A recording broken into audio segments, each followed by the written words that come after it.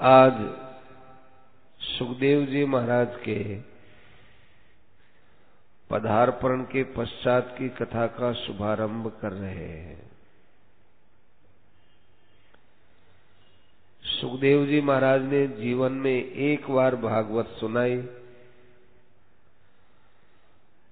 और वो भी भगवान की इच्छा से सुनाई। तो केवल यहाँ सुखदेव जी महाराज जी नहीं बोलते हैं, सुखदेव जी महाराज को बोलने के लिए प्रेरित करने वाले भगवान ही ये कथा सुना रहे हैं। इसलिए हमारे सूत जी महाराज कल कह करके आए कि तत्रा भवत भगवान व्यास पुत्र है। स्वयं साक्षात भगवान ही व्यास के पुत्र के रूप में यहाँ सब लोगों को दिखाई दे रहे हैं। उच्चासन पर विराजमान होकर जब सुखदेव जी महाराज ने सभी ऋषि मुनियों के पावन दर्शन किए, उस समय में सुखदेव जी की ऐसी शोभा हो रही थी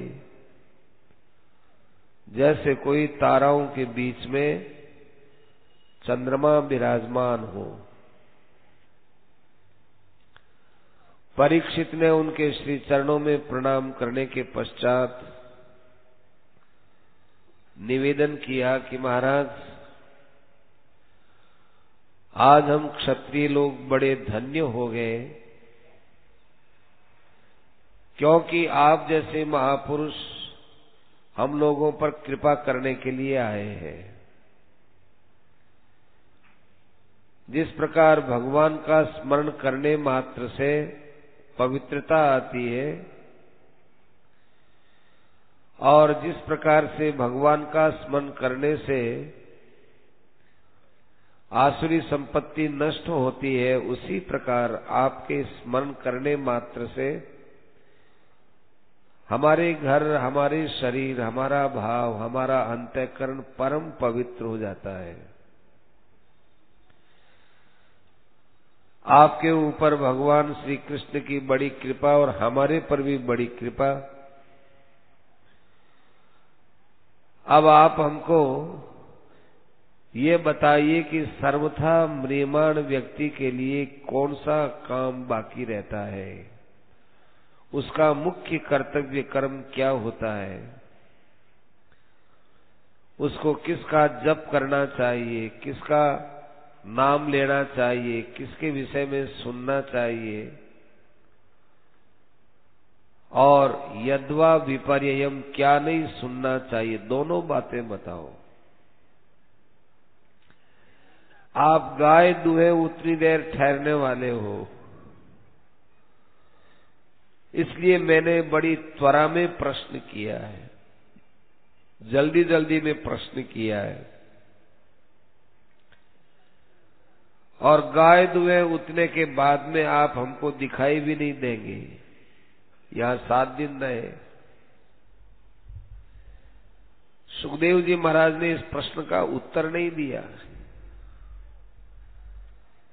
सुखदेव जी महाराज ने नहीं कहा कि परीक्षित घबराओ मत, तुम्हारे जीने की अवधि 7 दिन है, तो मैं 7 दिन तुम्हारे पास रहूंगा, ये कहा नहीं। पूरे भागवत में नहीं कहा।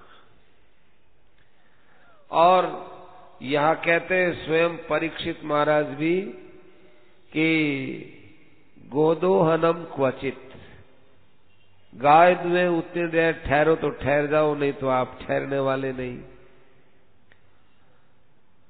इसका अर्थ बड़ा गंभीर है, आप इसको सुनते जाइए।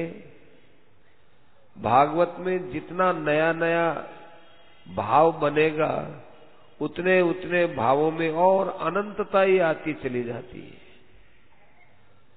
भागवत का कोई समुद्र का तो देखो कहीं न कहीं अंत आता है, आकाश का भी शायद कहीं अंत आता है, लेकिन भागवत के भावों का कोई अंत नहीं है। सुखदेव जी महाराज इतनी देर ठहरेंगे और उसके बाद सुखदेव जी चले भी नहीं जाएंगे, और परीक्षित ने उनको बताया भी नहीं कि आपके जाने का समय हो गया, गाय दुहे उतना समय तो हो गया। और तो और वहां बड़े बड़े ऋषि मुनि बैठे, वो भी कुछ नहीं बोलेंगे। इसका अर्थ क्या है? तात्पर्य इसका यह है कि भाई जब सुखदेव जी महाराज नहीं बोल रहे हैं ना, तब तक परीक्षित के मन में जो भी संदेह वो गाय दुहे उतनी देर तक ही रहने वाला है। और सुखदेव जी महाराज के वचनों का ऐसा प्रभाव पड़ेगा परीक्षित पर कि परीक्षित को फिर ये अभी जैसा सुखदेव जी देख रहे हैं वैसे सुखदेव जी नहीं रहेंगे। इनको बार बार बोलेंगे परीक्षित जी महाराज कि आप तो साक्षात भगवत रूप हैं, आप साक्षात भगवान के दर्शन करने वाले हैं, आप साक्षात हमारे लिए भगवान ही है, ऐसा बोलेंगे। ये एक विशेष बात है। तो भागवत को गहराई से सुनना चाहिए, गहराई से। सूत जी महाराज कहते हैं कि ऐसी पवित्र निर्मल वाणी को सुनकर के हमारे सुखदेव जी महाराज बोलने लगे कि वरीयानेशते प्रश्न कृतो लोक हितम नृप। राजन, तुमने ये प्रश्न बहुत अच्छा किया। वरीयान, वरीयान माने अतिशयन वरह इति वरीयान, बहुत ही सुंदर, अत्यंत श्रेष्ठ, अत्यंत श्रेष्ठ जो प्रश्न होना चाहिए वैसा तुमने प्रश्न किया है कि सर्वथा म्रियमाण व्यक्ति को क्या करना चाहिए। ऐसा प्रश्न वास्तव में आत्मज्ञानियों को बहुत अच्छा लगता है। संतों का और दूसरे लोगों का मिलना होता, उसमें संसार की बात नहीं होनी चाहिए। संसार की बातों में संतों को जब उलझा दिया जाता है तो वो संतों का निरादर माना जाता है। तुमने ये बात बहुत अच्छी पूछी है कि मनुष्य को जो कि अब मरने ही वाला है क्या काम करना चाहिए। हमारा चित्त बहुत प्रसन्न हुआ। सामान्यतया लोगों के पास जाएंगे तो वे कहने सुनने की हजारों बातें रखेंगे। कोई आदमी कहेगा कि मरने चले हो तो भाई मरने से पहले अपना ऐसा काम करके जाओ, लिखा पढ़ी करके जाओ, कोई झगड़ा टंटा न रहे। कोई क्या कहेगा, कोई क्या कहेगा, क्योंकि अपश्यताम आत्म तत्वम, उनको आत्म तत्व का ज्ञान नहीं है। इस कारण से उनके पास में सैकड़ों काम धंधे अटके हुए रहते हैं। ये लोग अपना जीवन व्यर्थ में ही खराब कर रहे हैं। परीक्षित दिन तो केवल कमाई में लगाते हैं और रात जो है वो सोने में लगाते हैं। इसी में इनकी आयु चली जाती है। मरते हुए को देख करके भी ये लोग सावधान नहीं होते। शरीर, पुत्र, स्त्री आदि ये कोई इनके पास रहने वाला नहीं, किसी के पास ये रहने वाले नहीं। इनको मरते मरते देखता है, देखते हुए भी मनुष्य सावधान नहीं होता है। इसलिए मैं तुमको सब बातों की सार बताता हूं परीक्षित कि मरने वाले व्यक्ति को भगवान का स्मरण करना चाहिए। सारे शास्त्रों का, सब युगों का, सब साधनों का, सबका ये सार है कि जन्म लाभ है पर पुंसाम अंते नारायण स्मृति। अंतिम समय में भगवान नारायण की याद आ जाए, ये सबका सार है। मैं तो मेरी बात कह सकता हूं, सुखदेव जी बता रहे, मैं मेरी बात कह सकता हूं परीक्षित कि मैं भी पहले निर्गुण निराकार सच्चिदानंद घन परब्रह्म परमात्म तत्व में डूबा हुआ था। परंतु जब ये सगुण साकार की लीलाओं को सुनने का मौका मिला तो मैं अपने पिताजी के पास दौड़ा दौड़ा चला आया। जन्म हुआ था तब पिताजी से दौड़ करके चला गया, और जब मुझे भगवान के चरित्र सुनने की तीव्रतम इच्छा हुई तो मैं दौड़ा दौड़ा उनके पास आया, और बड़े व्यग्र होकर मैंने इनसे कहा कि हे पितृवर्य, आप हमको ये भगवान की उत्तम लीलाओं को सुनाओ। तो भगवान की लीला को तो बड़े बड़े ज्ञानी महापुरुष जो निर्गुण तत्व में रहने वाले वो भी बड़े प्रेम से सुना करते हैं। जब मनुष्य को वैराग्य हो जाए तो वही समय उसके लिए सबसे श्रेष्ठ कल्याण का समझना चाहिए। हजारों वर्ष जियो लेकिन संसार से वैराग्य नहीं हुआ तो कोई अर्थ नहीं। थोड़ी सी जिंदगी है, उसमें जब वैराग्य हो जाए उसका जीवन सफल हो गया। खटवांग नाम का राजर्षि था, उसको पता चला कि तुम्हारा जीवन बस अब एक मुहूर्त का बाकी है, तो एक मुहूर्त में उसने परमात्मा की प्राप्ति कर ली। तुम्हारे लिए तो भाई 7 दिन है, बहुत दिन है, चिंता मत करो। जब मनुष्य को पता चले कि अब हमारा शरीर ज्यादा दिन रहने वाला नहीं है, तो उस मनुष्य को बड़ी हिम्मत करके किसी तीर्थ स्थान पर चला जाना चाहिए। पुण्य तीर्थ जला प्लुत है, और वहां जाकर के अपने मृत्यु की परवाह न करता हुआ भगवान के नाम का बराबर स्मरण करते रहना चाहिए। ब्रह्म बीजम अविस्मरण। देखो भगवान के नाम को ब्रह्म बीज कहा है। ब्रह्म बीज माने जिसके कारण से भगवान का प्राकट्य होता है वो ब्रह्म बीज। जो ब्रह्म का बीज हो, भगवान का जो बीज हो। क्या भगवान किसी से पैदा होने वाले हैं क्या? उस बीज से, उस बीज से पैदा नहीं होते, लेकिन हमारे लिए वो बीज का काम करता है कि उस नाम का जप करने से भगवान प्रकट होते हैं। पहली बात।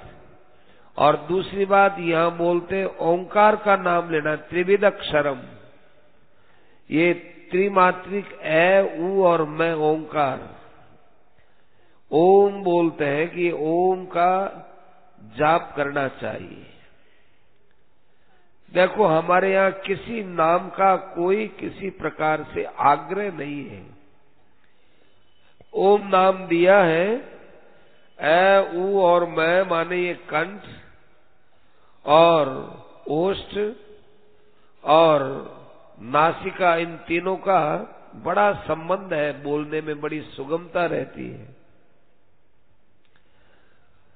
तो ये ओंकार का ए और उ और मैं, ए और उ मिलके तो ओ हो गया, और उसमें ये जो है आधा मैं हो गया, तो न तो ओमा ऐसा बोल से ओम ऐसा ही बोलते हैं।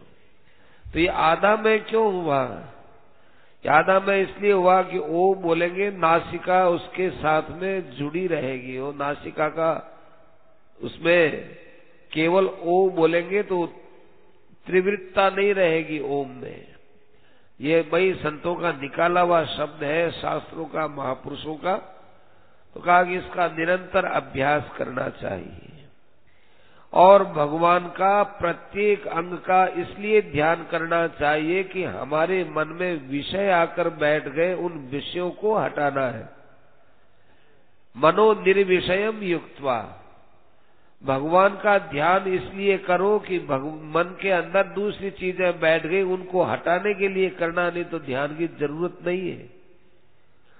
जो हमारे पास मौजूद, जो हम में मौजूद, उस भगवान का अलग से ध्यान क्यों करें कि जन्म जन्मांतर से ये विषयों का मन के अंदर घेराव हो गया, उनको निकालने के लिए। घर में लोग पुलिस को क्यों बुलाते हैं? पुलिस को इसलिए बुलाते हैं कि हमारे घर में चोर आ गए, अब उन चोरों को निकालना हमारे हाथ की बात नहीं, तो पुलिस को बुलाओ, वही पुलिस आएगी, वो अंदर जाएगी, निकाल देगी। ऐसे हमारे मन के अंदर विषयों का समावेश हो गया और वो विषयों का ध्यान होता है, अपने आप ही होता है, इसलिए भगवान का ध्यान किया जाता है। उस समय में रजस तमोभ्याम आक्षिप्तम विमूढ़म मन आत्मन, रजोगुण और तमोगुण के द्वारा ये मन है, ये चंचल होता है, उसमें तुम चिंता मत करो। भगवान के अंगों का ध्यान करते चले जाओ। यदि मन इधर चला गया तो वापस मन को ले आओ। इसको धारणा बोलते हैं, धैर्य रखना चाहिए।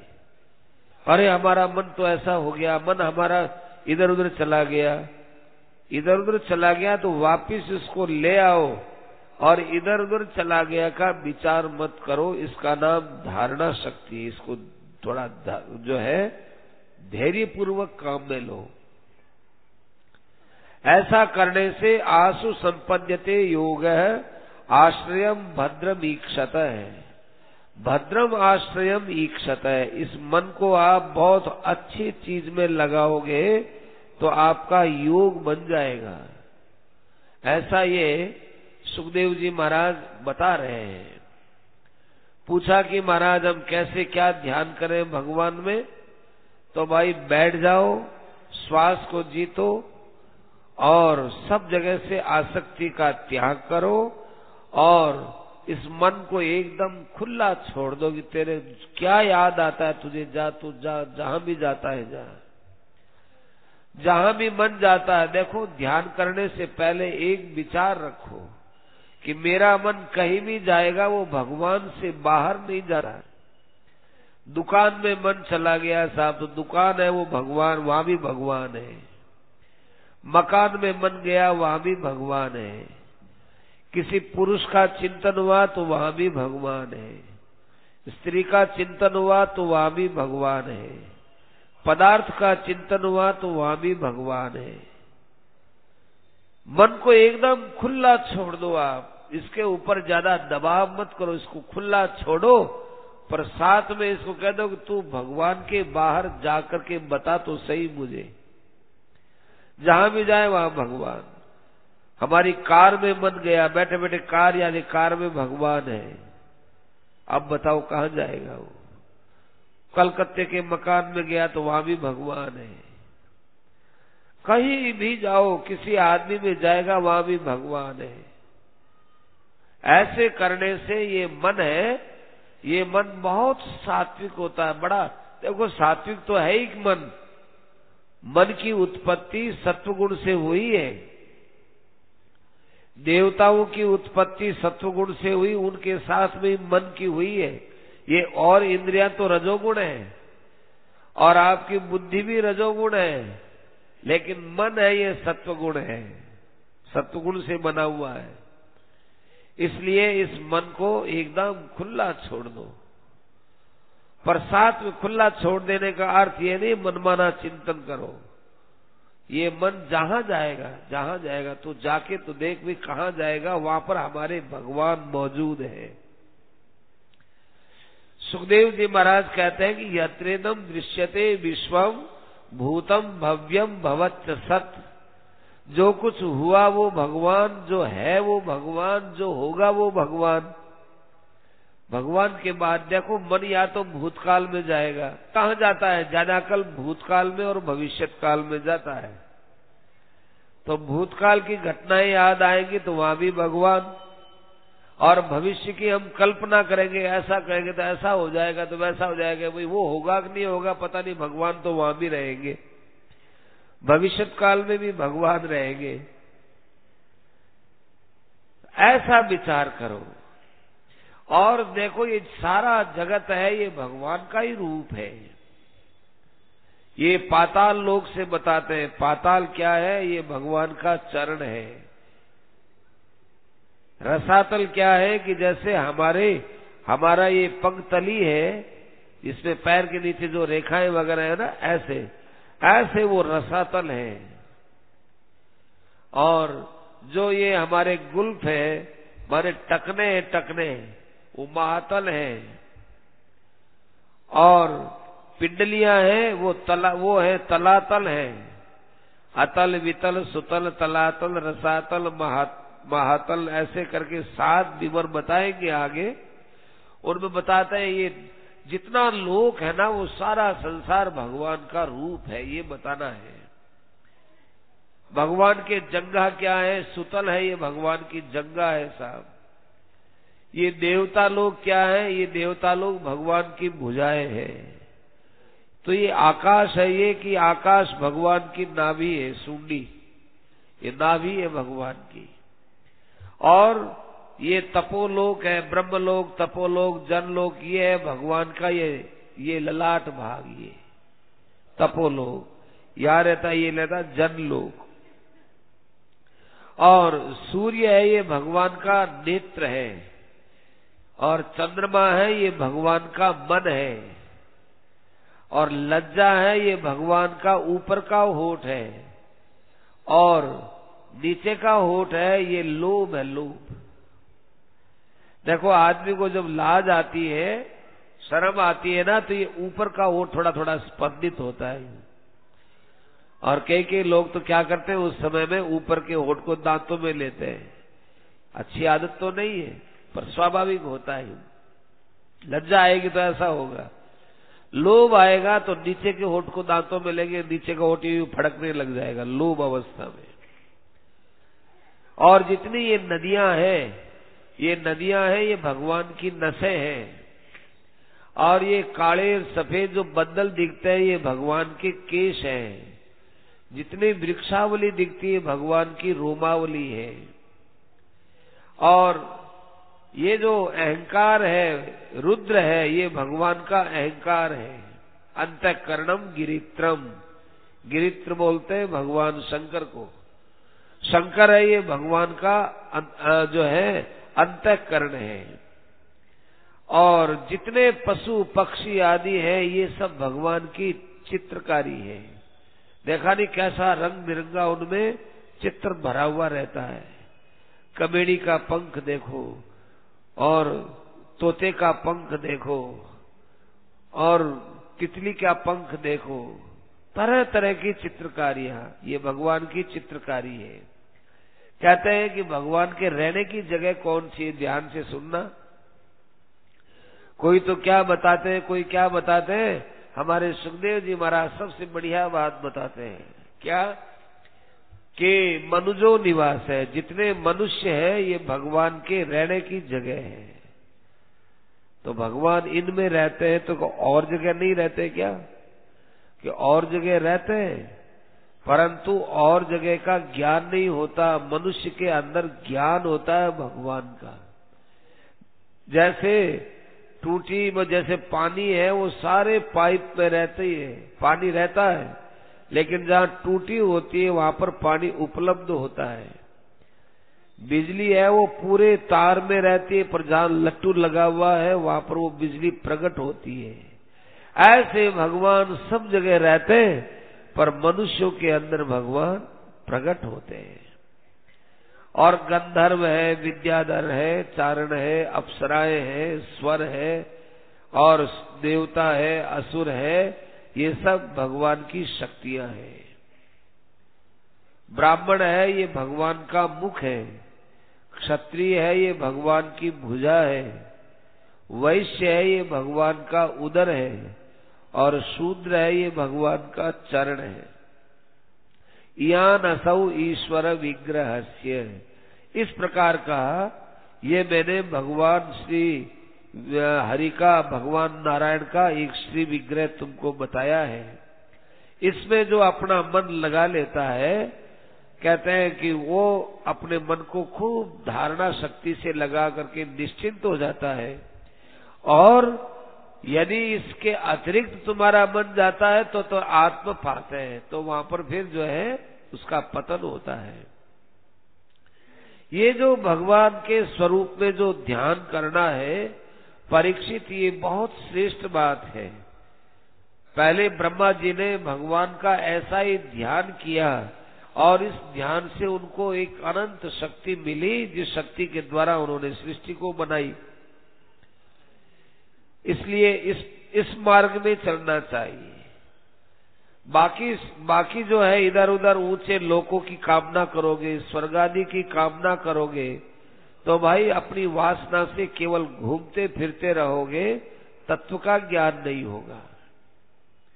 देखो ये दूसरा स्कंद है ना, ये दूसरा स्कंद है, इसमें बहुत कल्याण की बहुत अच्छी अच्छी बातें हैं। ये लोग देखते हैं कि भागवत सुने तो भाई कोई जो है हमारे चटक मटक की बात हो, कोई गाना हो, कोई बजाना हो।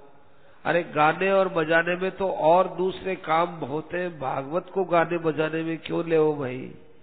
भागवत में खुद में इतनी बातें भरी पड़ी हैं कि अब गाने में, बजाने में, राग रागनियों में और जो है उस दूसरी बातों में समय लगाएंगे, भागवत की बात कब कह जाए, कब कही जाए भागवत की बात। तो बहुत सुंदर बात सुखदेव जी महाराज बताते हैं। अतः कबीर नाम सुयावद अर्थ है।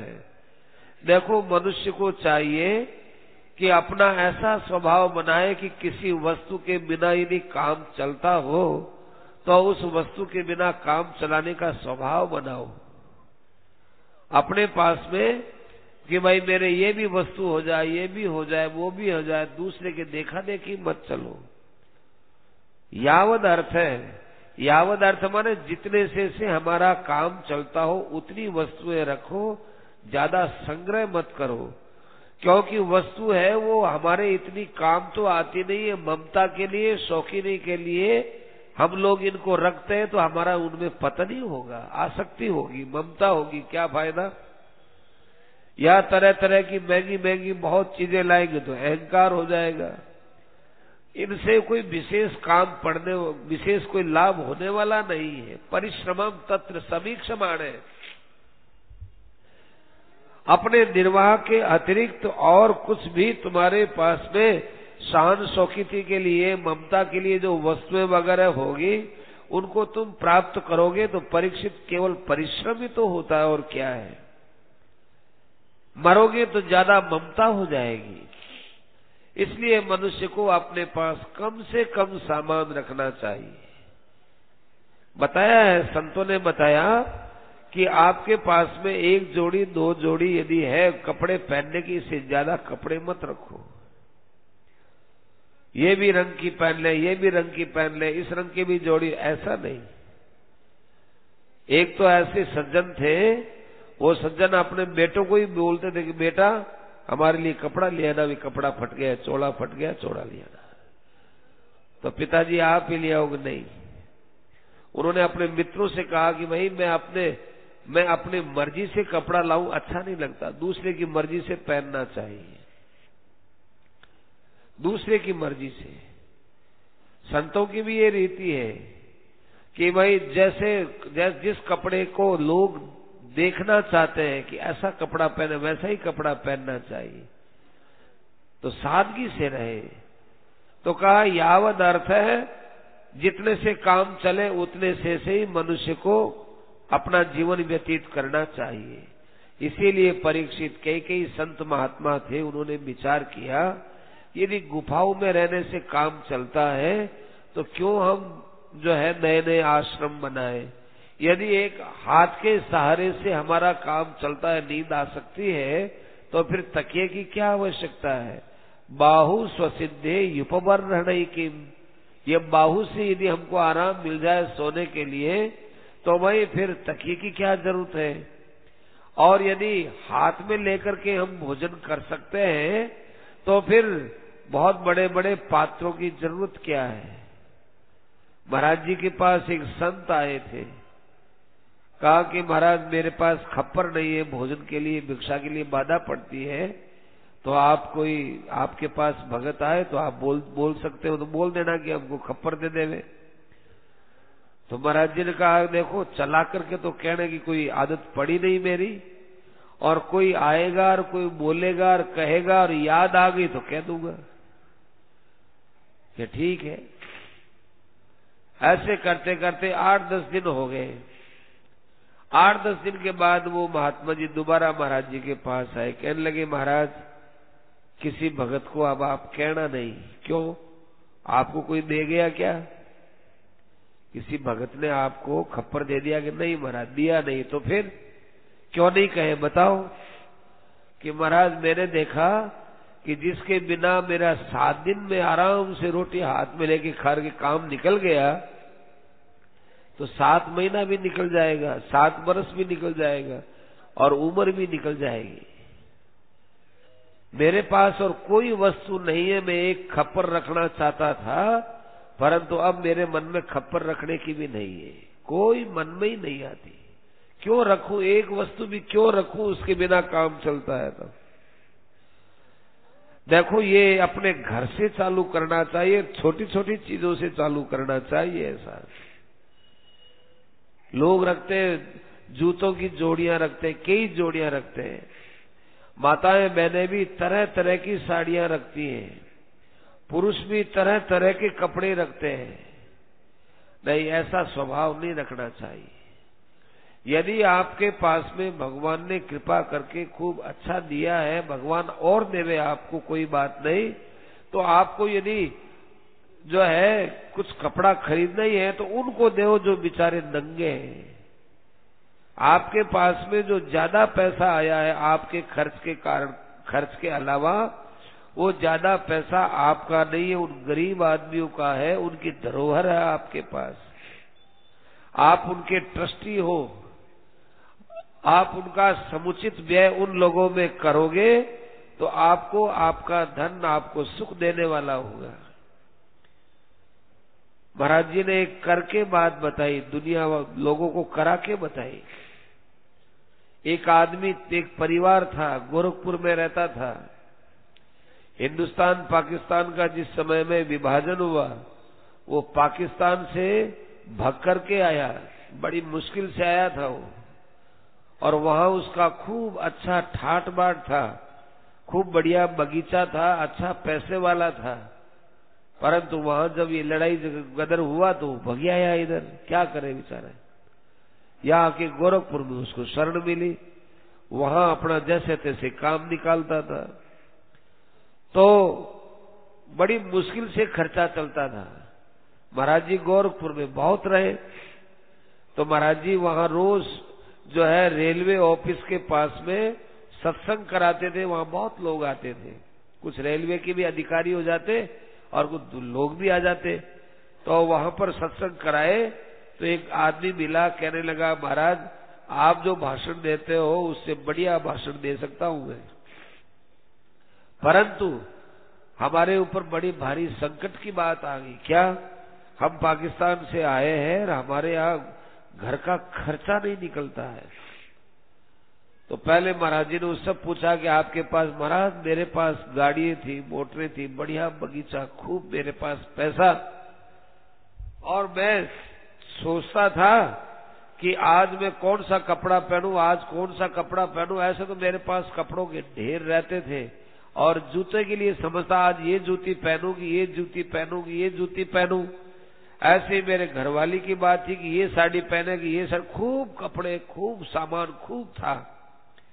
आज हमारे लिए बड़ा ये जो है मुश्किल से काम निकल रहा है, ऐसा दिन देखना पड़ रहा है।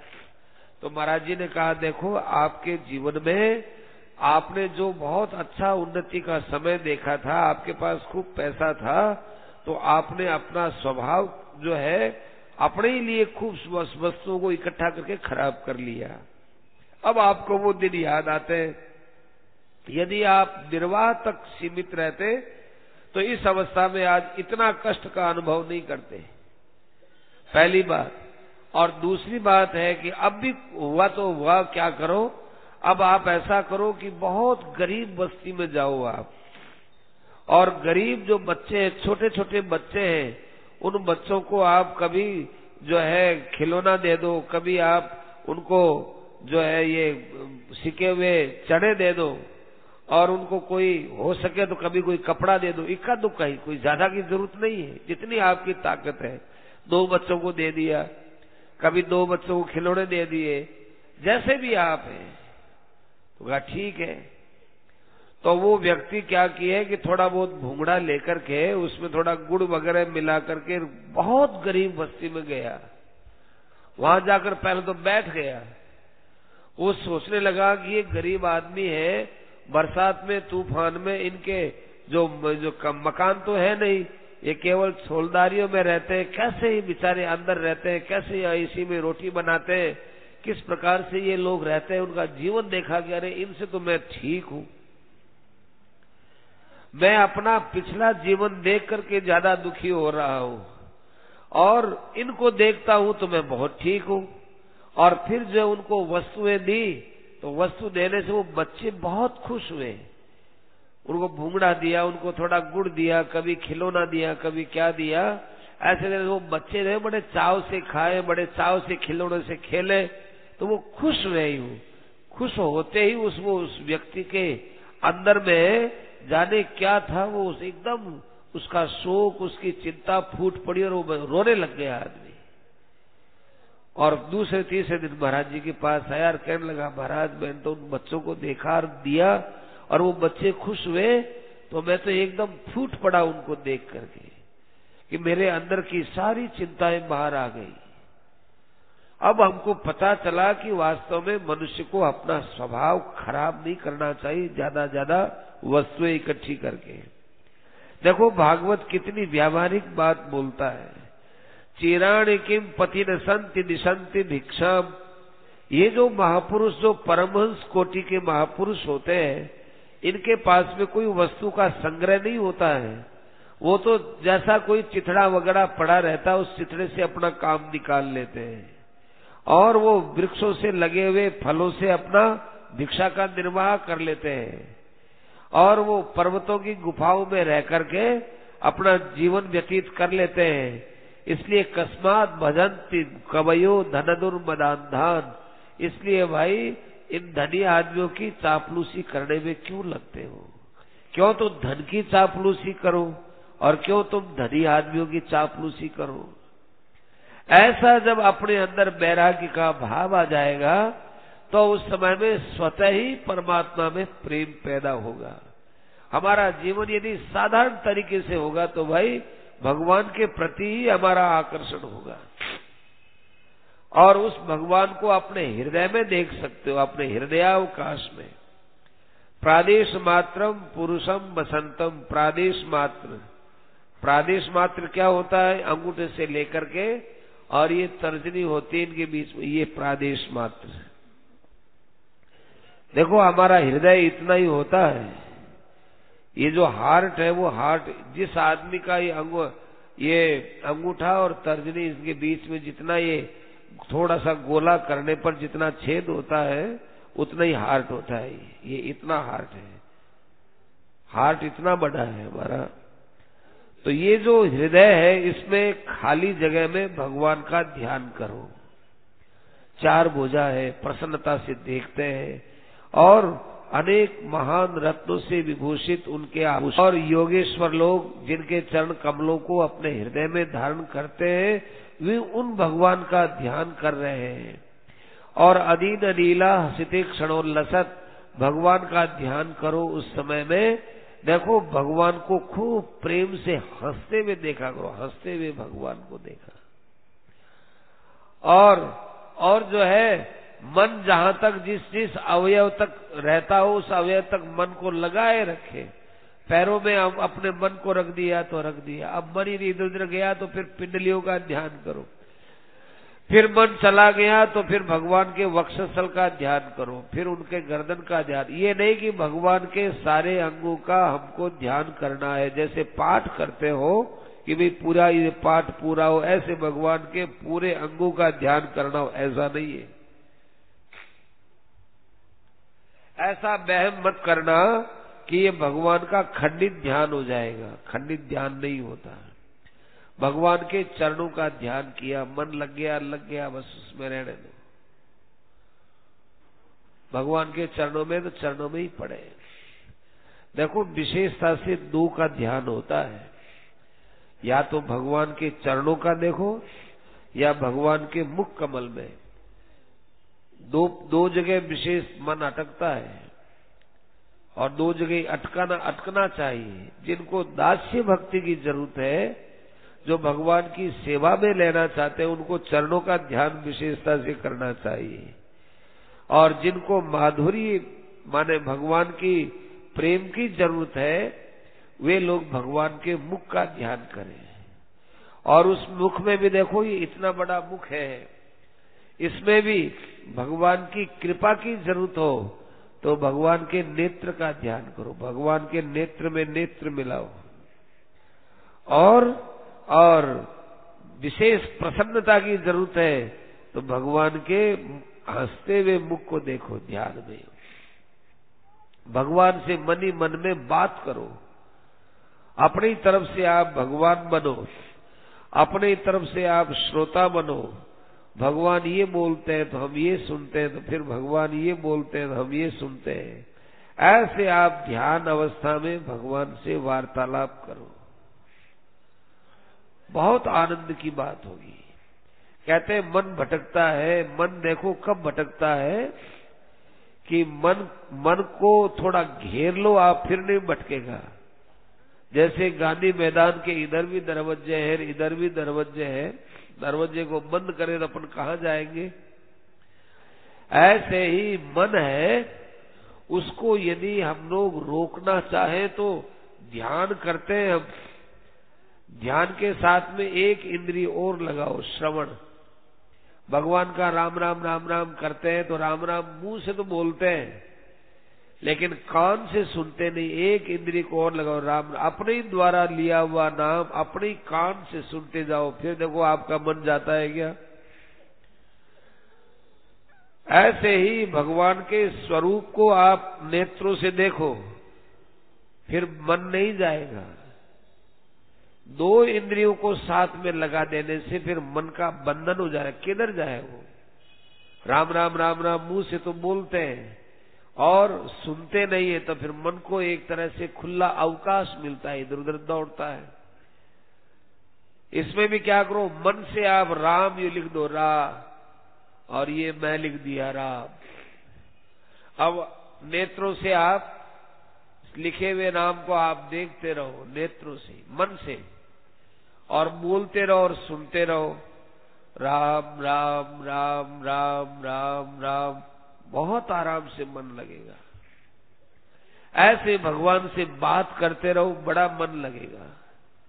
उसी के लिए ये बता रहे हैं। और यदा जिहासु रिमंग लोकम, और जब पता चले कि अब हमारा शरीर जाने ही वाला है, तो भाई किसी देश में किसी काल में अपने कहीं आसक्ति मत रखो और बैठ जाओ, सीधे बैठ जाओ। बैठ करके अपने एडी से नीचे के मार्गों को बंद करो। वो श्वास अपने आप 6 चक्रों को पार करके ऊपर जाएगा।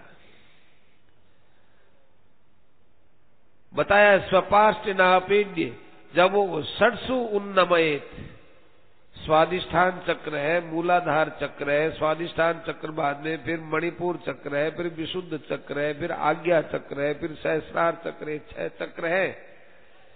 षट्सु उन्नमयेत, इन 6 चक्रों से वो पार हो जाता है।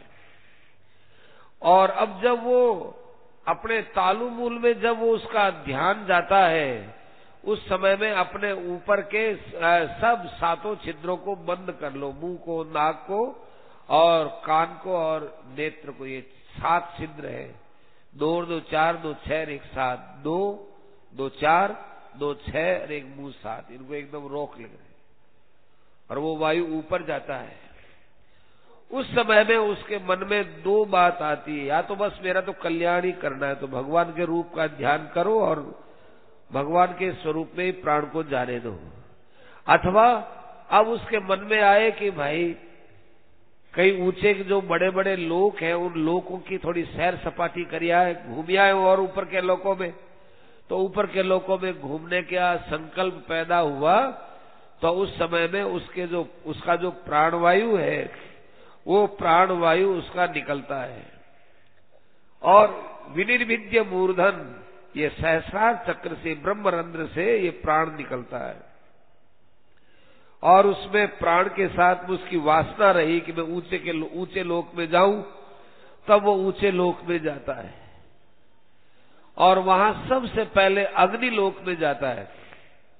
अग्नि लोक के अंदर जाने पर उसकी सब वासनाएं वहां पर जल जाती है, और जल जाने के बाद फिर वो सुषुम्ना मार्ग के द्वारा और आगे जाता जाता ये आकाश में खूब दूर ऊपर जाता है, जहां भगवान की जो नाभि है वहां के बाद में फिर और ऊंचे लोग, जन लोग, तप लोग, सत्य लोग, ये ऊंचे लोग हैं, वहां जाता है। वहां न तो इसको कोई शोक होता है, न कोई जरा है, न कोई मृत्यु है, न जन्म है, कुछ नहीं है। वहां बड़ी शांति, बड़ा दिव्य आनंद। वहां जाने पर उसके मन में एक चिंता होती है। ध्यान देना, ये चिंता बहुत अच्छी होती है। क्या? यच्चित्ततोद कृपया निदम विदाम दुरंत दुख प्रभवानुकीर्तनात्। वहां जाने पर उनके मन में चिंता होती है, अरे ये मनुष्य शरीर में आए हुए प्राणी जो परमात्मा से ओतप्रोत हैं, परमात्मा में रहने वाले हैं, परमात्मा की प्राप्ति के लिए ही आए हैं, दूसरा इनका कोई प्रयोजन नहीं है। और ये लोग बेचारे देखो कैसे दुख पा रहे हैं। जैसे कोई माँ है, वो बच्चे को देखती है कि ये बच्चा एक निरर्थक ही दुख पा रहा है, ठूठ को देख करके। ठूठ को देख करके बच्चा रात्रि में डरता है, अरे ये हाउ आ गया, हाउ आ गया। ऐसे ही मानव जीवन में आया हुआ मनुष्य अनेक चिंताओं से ग्रस्त होता है।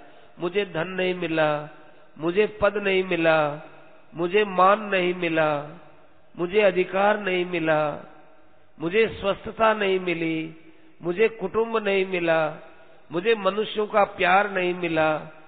ये सब बातें देखते उनके मन में दया आती है कि अरे ये निरर्थक नाहक चिंतित हो रहा है, इन चीजों का जीवन में कोई अर्थ नहीं है, और इनकी प्राप्ति के लिए देखो ये कैसे चिंतित हो रहा है।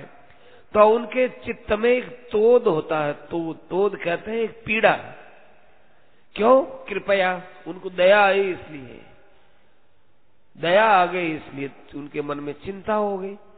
किनके ऊपर? अनिदम विदाम इदम वेत्ति ते इदम वित्त।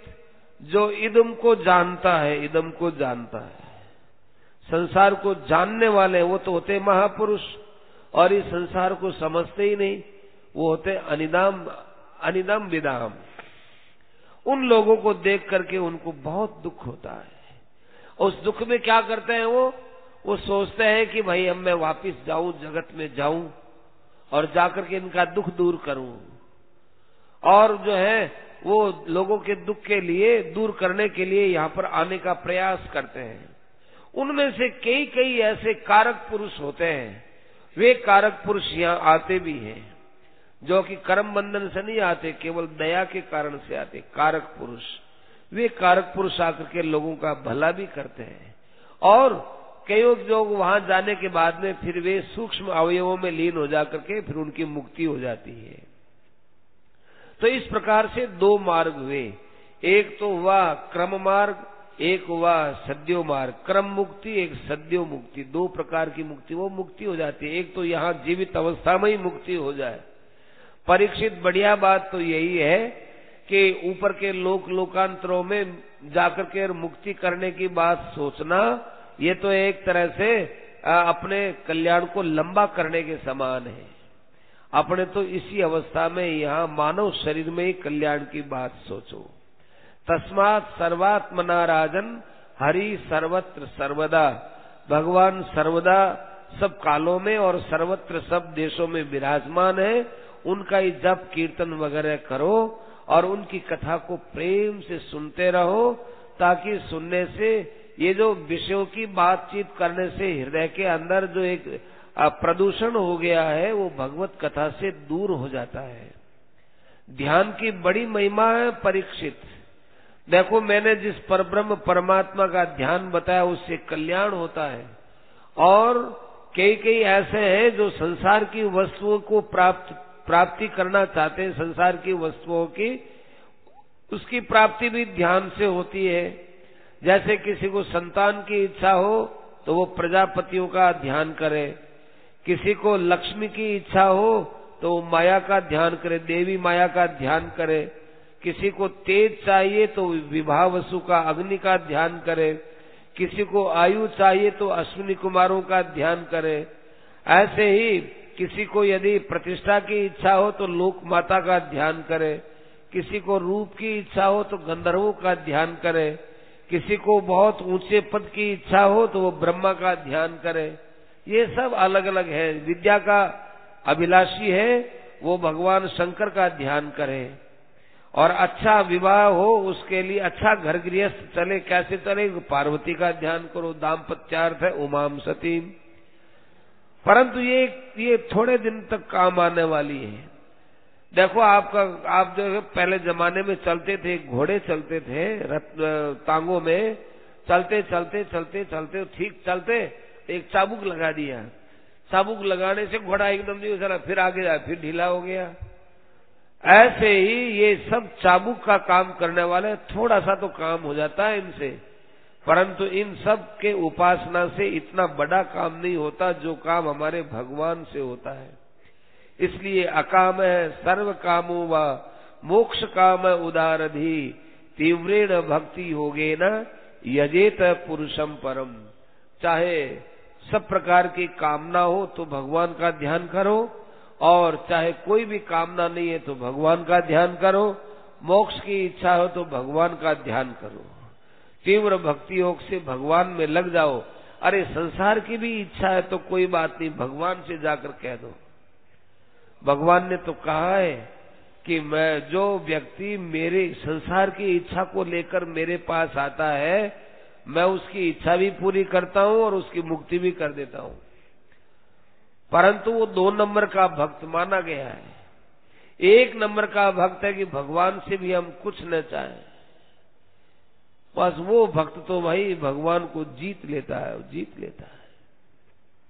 वृंदावन में एक भक्त रहता था, वो भक्त रोज भगवान के दर्शन करने जाता, तो दर्शन करके और आ जाता, उसको दर्शन नहीं होते। तो बिहारी जी के दर्शन हो गए नहीं। लोगों से पूछा कि भाई बिहारी जी के दर्शन नहीं हो रहे, आज कहीं बिहारी जी की मूर्ति बाहर गए ना? क्या नहीं हो रही? मूर्ति कभी बाहर जाती है क्या? बिहारी जी की मूर्ति कहीं बाहर नहीं जाती भाई, यही रहती है। कर लो दर्शन, हमको तो हो रहा है। भाई आपको हो रहा है, मुझे तो नहीं हो रहा है। भाई आपकी बात आप जानो, हमें तो हो रहा है, आप हमारे क्यों डिस्टर्ब करते हो? अच्छी बात है।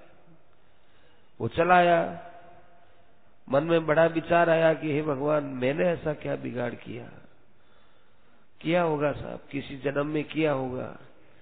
आप मुझे दिखते ही नहीं है, सब लोग आपके दर्शन करते हैं, देखो कैसे उमड़ उमड़ करके जा रहे हैं, आप दिख रहे हैं तभी तो, और मुझे आप दर्शन नहीं देते।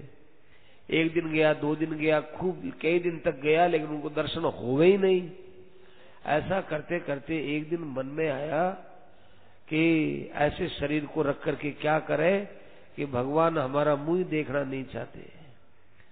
तो उन्होंने विचार किया कि आज रात्रि में जय यमुना मैया की करनी है, यमुना नदी में जाकर डूब करके मर जाना है।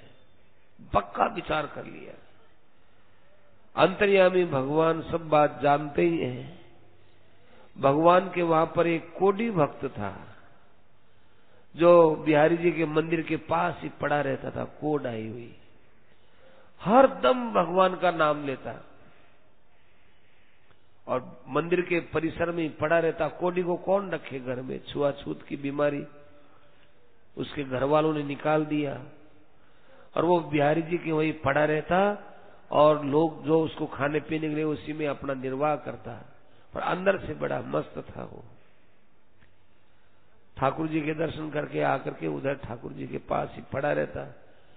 उसको ठाकुर जी ने स्वप्न में कहा कि देख कोडी भक्त, तेरा कोड आज दूर हो सकता है, तू आओ वृंदावन की अमुक अमुक गली है ना, उस गली में जाकर तू सो जा। ऐसा ठाकुर जी ने दर्शन दिया स्वप्न में। वो कोडी जैसे तैसे करते करते उस गली में चला गया।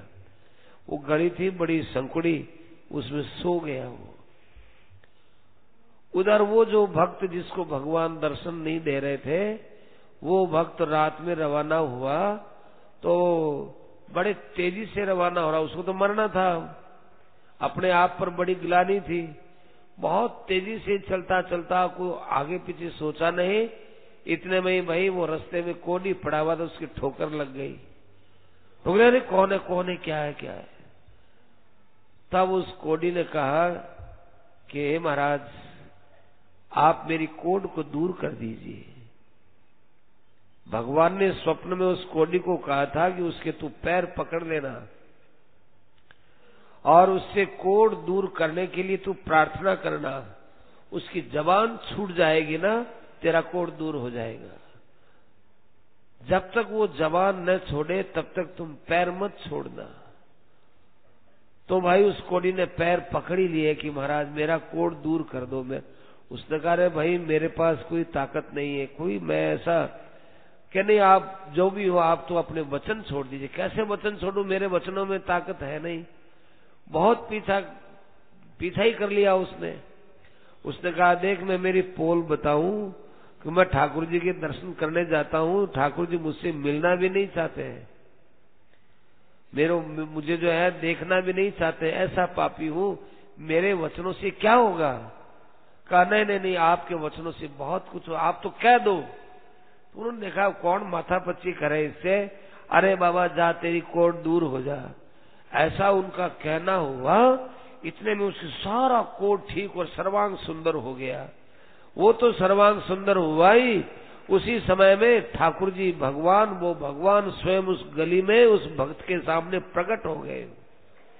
अब भगवान प्रकट हुए, उसने कहा महाराज मैं तो रोज आपके दर्शन करने जाता था, वहां आप दर्शन नहीं देते थे, अब अकस्मात कैसे दर्शन दिए आपने।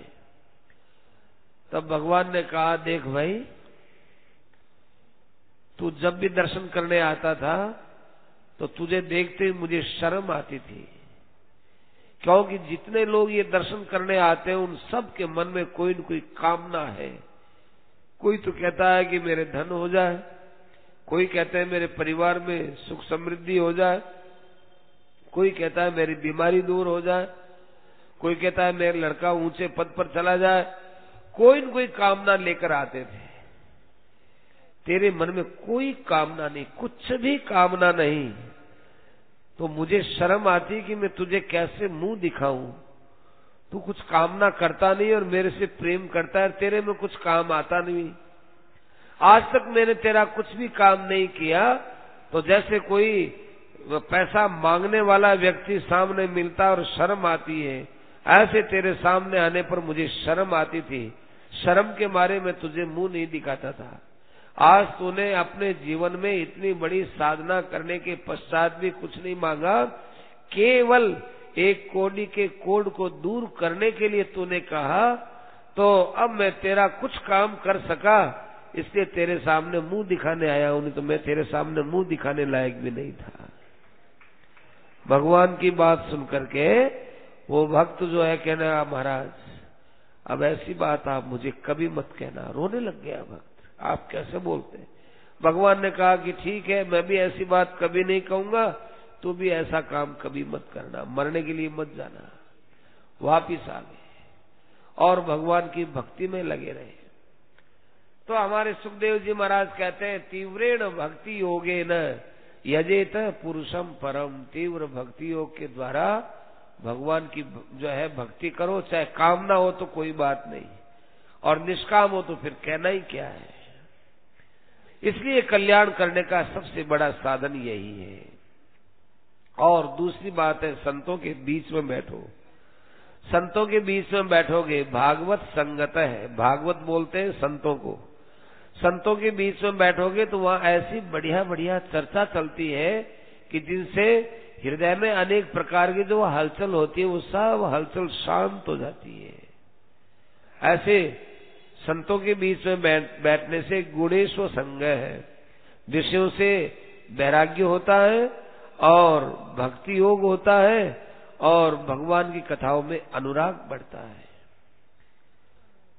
शौनक जी महाराज कहते हैं कि हे सूत जी, ये तो आपने भागवत का एक श्री गणेश मात्र किया था, 7 दिन तक इनकी कथा चली थी, और भी कुछ बातें हुई होंगी, उनको आप हमें विस्तार से समझाइए। महाराज ये मानव शरीर मिला है, यहाँ ये नेत्र है, यदि संतों के दर्शन नहीं करें तो इन नेत्रों से तो मोर पांख का चंदवा बड़ा अच्छा है, कितना सुंदर लगता है वो, पर वो चंदवा भगवान के दर्शन और संतों के दर्शन नहीं कर सकता। और जिह्वा है वो मेंढक, हरदम टर टर बोलता ही रहता है, पर जिसकी जिह्वा से भगवान का नाम नहीं निकलता उसकी जिह्वा मेंढक के जिह्वे के समान है। और जिसके चरण सत्संग में नहीं जाते और भगवान के मंदिर में नहीं जाते उसके चरण वृक्ष के समान है। और जिसका हृदय भगवान की बातें सुनते हुए पिघलता नहीं है वो हृदय नहीं, वो तो एक पत्थर है, पत्थर। इसलिए हमको विशेषता से बताओ कि सुखदेव जी महाराज से और परीक्षित ने क्या प्रश्न किया था। सूत जी महाराज कहते हैं कि देखो सुखदेव जी महाराज से पहला प्रश्न करते ही अब परीक्षित को उनका ठीक समाधान मिल गया। उनकी अपने मन से स्त्री पुत्र आदि में सबसे आसक्ति त्याग दी। नित्यम विरूढ़ाम ममताम जाहू। देखो कैसी विचित्र बात है, जिसमें बड़ी नित्य ममता थी, बहुत बहुत जो है गहरी ममता थी, उस ममता का उन्होंने त्याग कर दिया। सत्संग से ये असर होता है, जो सत्संग से लाभ लेने की इच्छा रखने वाला उसकी जैसी इच्छा होती है उसके अनुसार लाभ होता है। सबको एक जैसा लाभ नहीं होता है सत्संग में। जैसी जिसकी इच्छा होती है, जितनी प्रबल इच्छा होती है उतना ही उसको लाभ होता है। तो भाई इनका ममता का त्याग हो गया। और फिर उसके बाद उन्होंने विश्वास किया कि इनके वचनों से तो मुझे बड़ा लाभ होने वाला है। तब आप सुखदेव जी महाराज को क्या बोलते हैं, परीक्षित की महाराज आपके वचनों से मेरे हृदय का अंधकार दूर हो गया। अब मैं आपसे इस संसार के विषय में पूछना चाहता हूं, जिस संसार के विषय में दूसरे लोगों को ज्ञान नहीं, क्योंकि भगवान की माया से बना हुआ है। और भगवान की माया बड़ी विचित्र है। कैसे भगवान की माया संसार को बनाती है, कैसे पालन करती है और कैसे इसका संहार करती है, बड़ा विचित्र मामला है। इसको तो हर कोई आदमी जानता भी नहीं है। कवि भी शापी चेष्टितम, बड़े बड़े कवि लोग हैं, कवि बोलते हैं जिनका गहरा विचार होता है, वो कवि लोग, वो भी महाराज भगवान की इस अद्भुत लीला को जान नहीं पाए। तो ये संसार अकस्मात बना, एक साथ बना कि या क्रमशः बना। जैसे कोई हम मकान बनाते हैं तो धीरे धीरे मकान बनता है। नींव खोदते हैं, फिर नींव भरते हैं, फिर धीरे धीरे उठता है, उठता फिर पट्टियां रखते हैं, फिर बनता है, फिर मकान बनता है। कपड़ा बनता है तो धीरे धीरे बनता है। मनुष्य का विकास होता है तो धीरे धीरे होता है।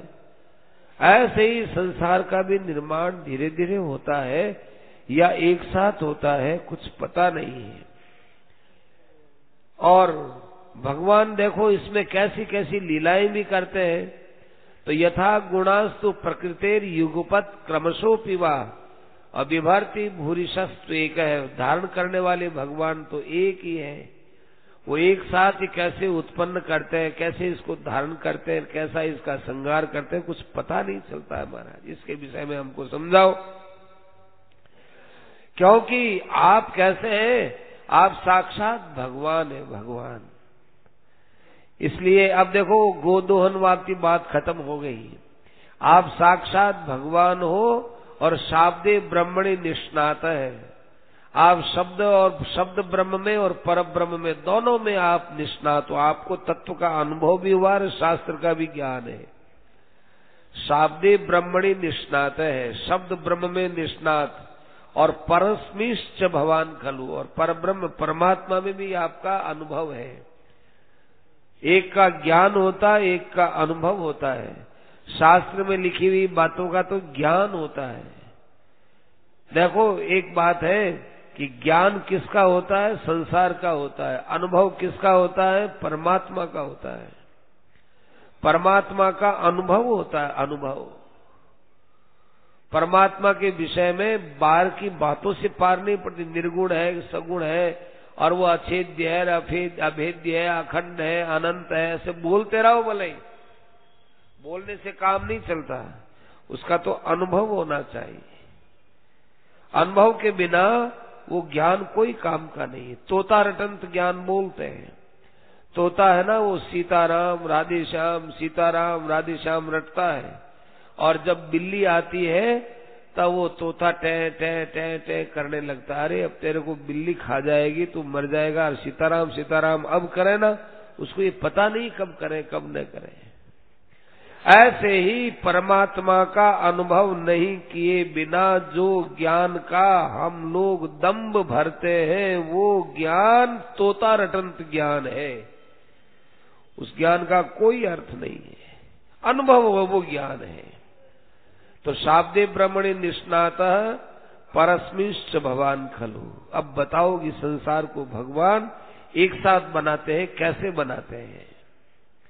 देखो ये विषय है ना, थोड़ा सा कठिन होता है, कठिन तो है ही, थोड़ा चलेगा ही वही, पर भागवत को थोड़ा यूं विषय की कठिनता कब है कि ऐसी सुनने में कम मिलती है ना बातें, इसलिए कठिन लगती है।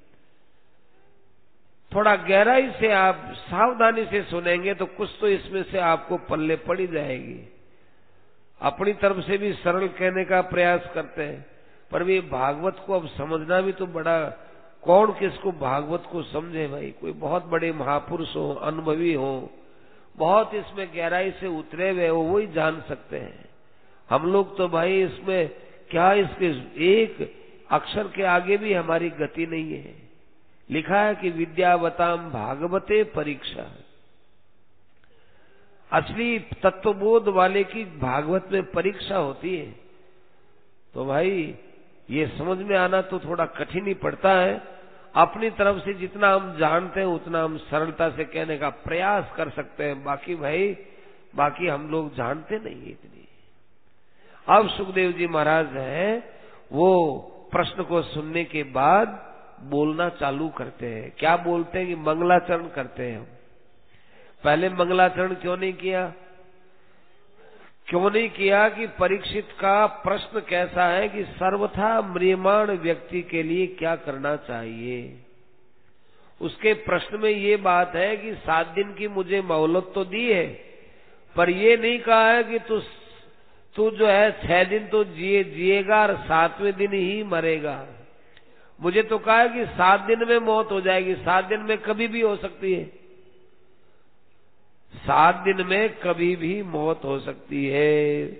मेरी अंतिम सीमा है 7 दिन। तो मेरे जीने की सीमा थोड़ी बताइए, मरने की सीमा बता दी। 7 दिन में तू मरेगा, 7 दिन से ज्यादा नहीं जिएगा। इसका अर्थ 7 दिन जीऊंगा ये थोड़ा ही है, 6 दिन जीऊंगा ये थोड़ा ही है। 7 दिन में कभी भी मर जाए। तो परीक्षित ने कह दिया कि जो आदमी सर्वथा मृमय एकदम मरने ही वाला है, उसको क्या करना है? भगवान ने कहा सब काम छोड़ करके, सुखदेव जी ने कहा सब काम छोड़ के उसको भगवान का नाम सुनाओ, भगवान का नाम ले। अब कहा कि महाराज ये सृष्टि कैसे बनी? क्योंकि सृष्टि में ही हमारा सारा उलझाट हो रहा है। ममता है तो इस सृष्टि में है, प्राणी पदार्थ सब सृष्टि में ही तो है। इन्हीं में ही हमारी ममता होती है, इन्हीं में ही हमारी आसक्ति होती है। इससे हम छुटकारा प्राप्त करना चाहते हैं महाराज। अब इसके विषय में हम जानना चाहते हैं। जब इसको जानेंगे तब अपने आप छुटकारा कर लेंगे। तो फिर भगवान सुखदेव जी महाराज कहने लगे कि अब हम आपको इस विषय में सुनाते हैं। अब मंगलाचरण किया उन्होंने। मंगलाचरण भी बहुत सुंदर है ये भागवत का मंगलाचरण।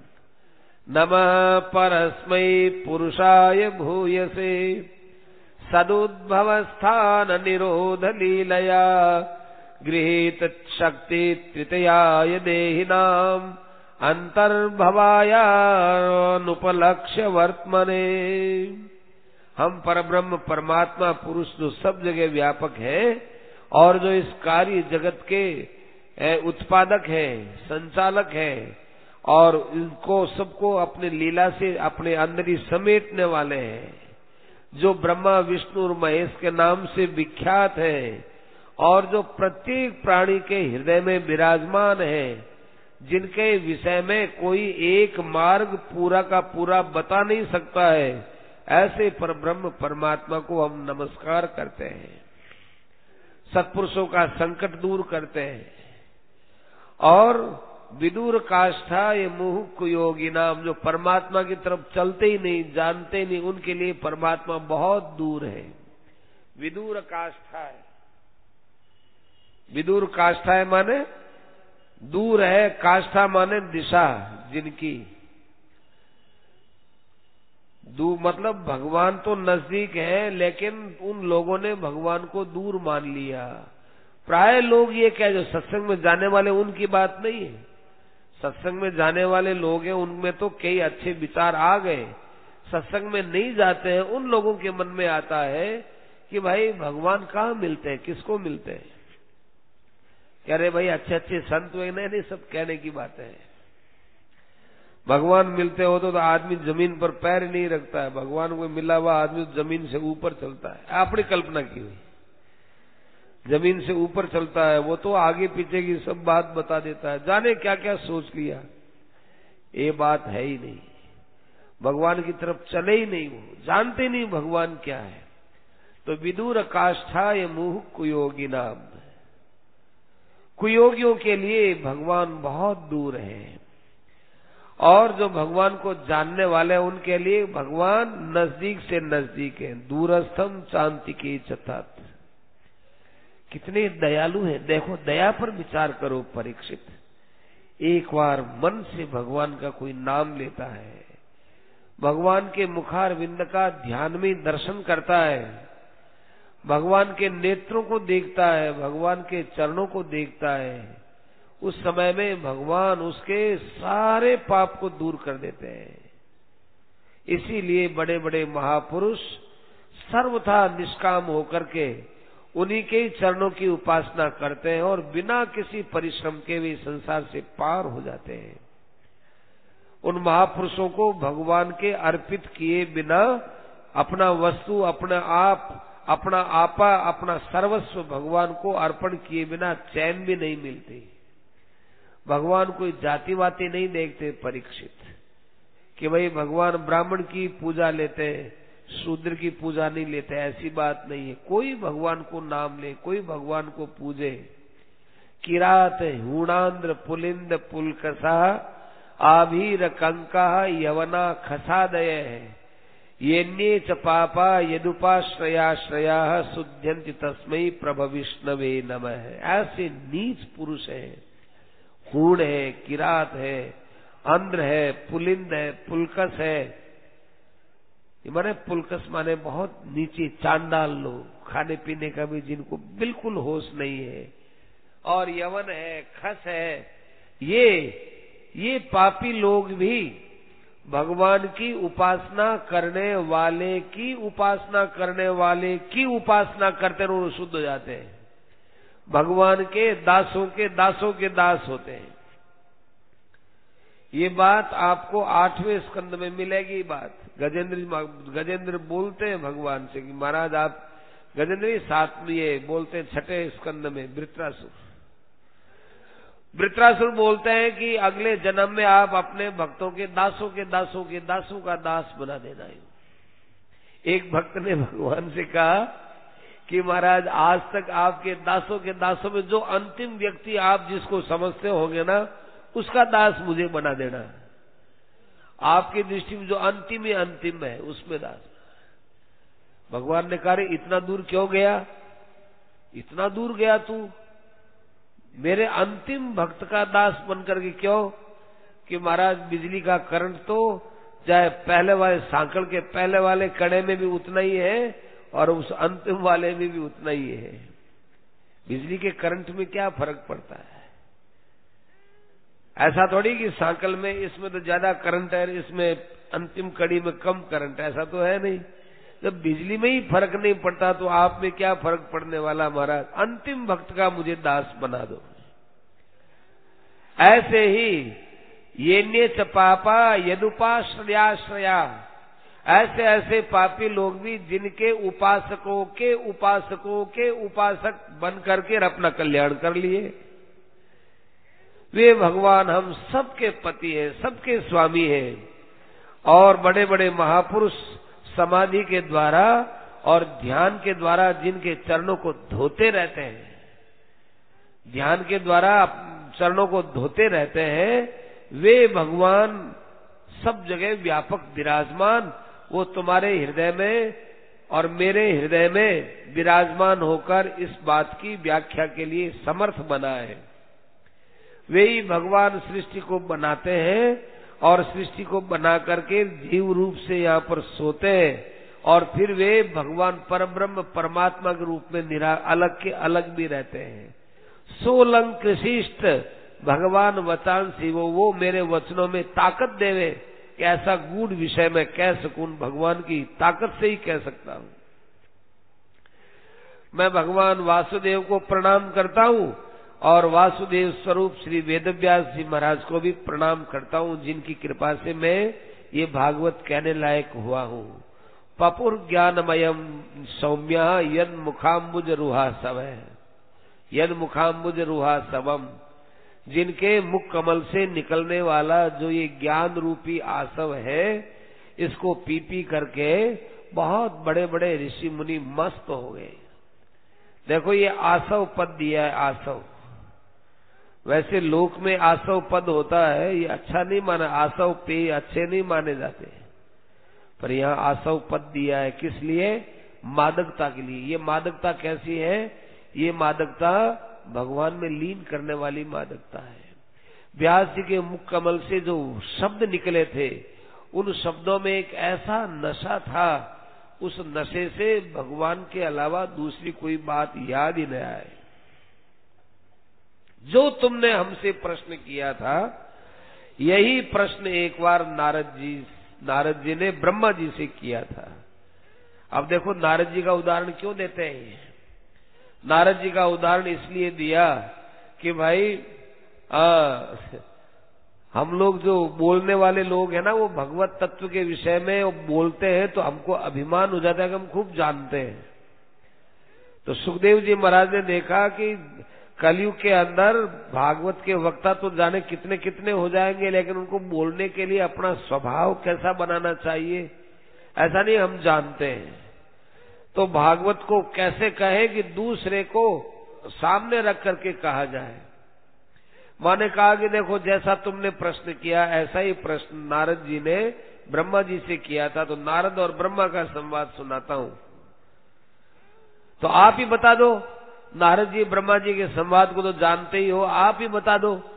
कि नहीं नहीं, मैं तो खैर बता दूंगा, पर मेरे आगे पीछे जो वक्ता लोग आएंगे, वो लोग इन चीजों को जान जून करके भी बड़े पुरुषों को भूल जाएंगे, सत्पुरुषों को भूल जाएंगे।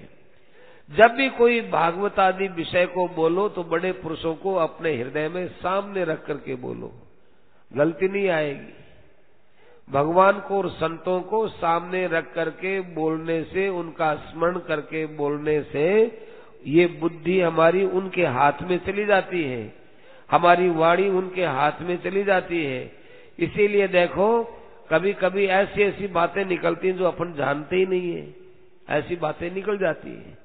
तो वो कोई हमारे कारण से थोड़ी ही निकलती है, वो बातें इसलिए निकल गई कि वो वहां पर हमने उनको दे रखा था। कभी कभी भागवत को पाठ करते हैं या कथा बोलते हैं, कथा करते हैं, तो कथा के समय लगता है अरे ये भाव कैसे आ गया, बहुत अच्छा भाव था।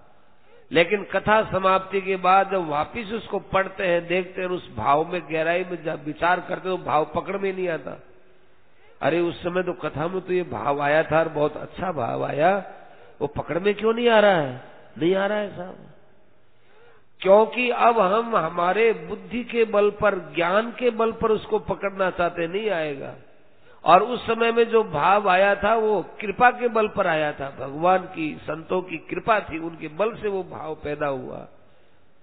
और वो भाव वक्ता के लिए नहीं आया, वो श्रोताओं के लिए आया, क्योंकि भगवान है वो तो भाई श्रोताओं की बात विशेषता से सुनते हैं।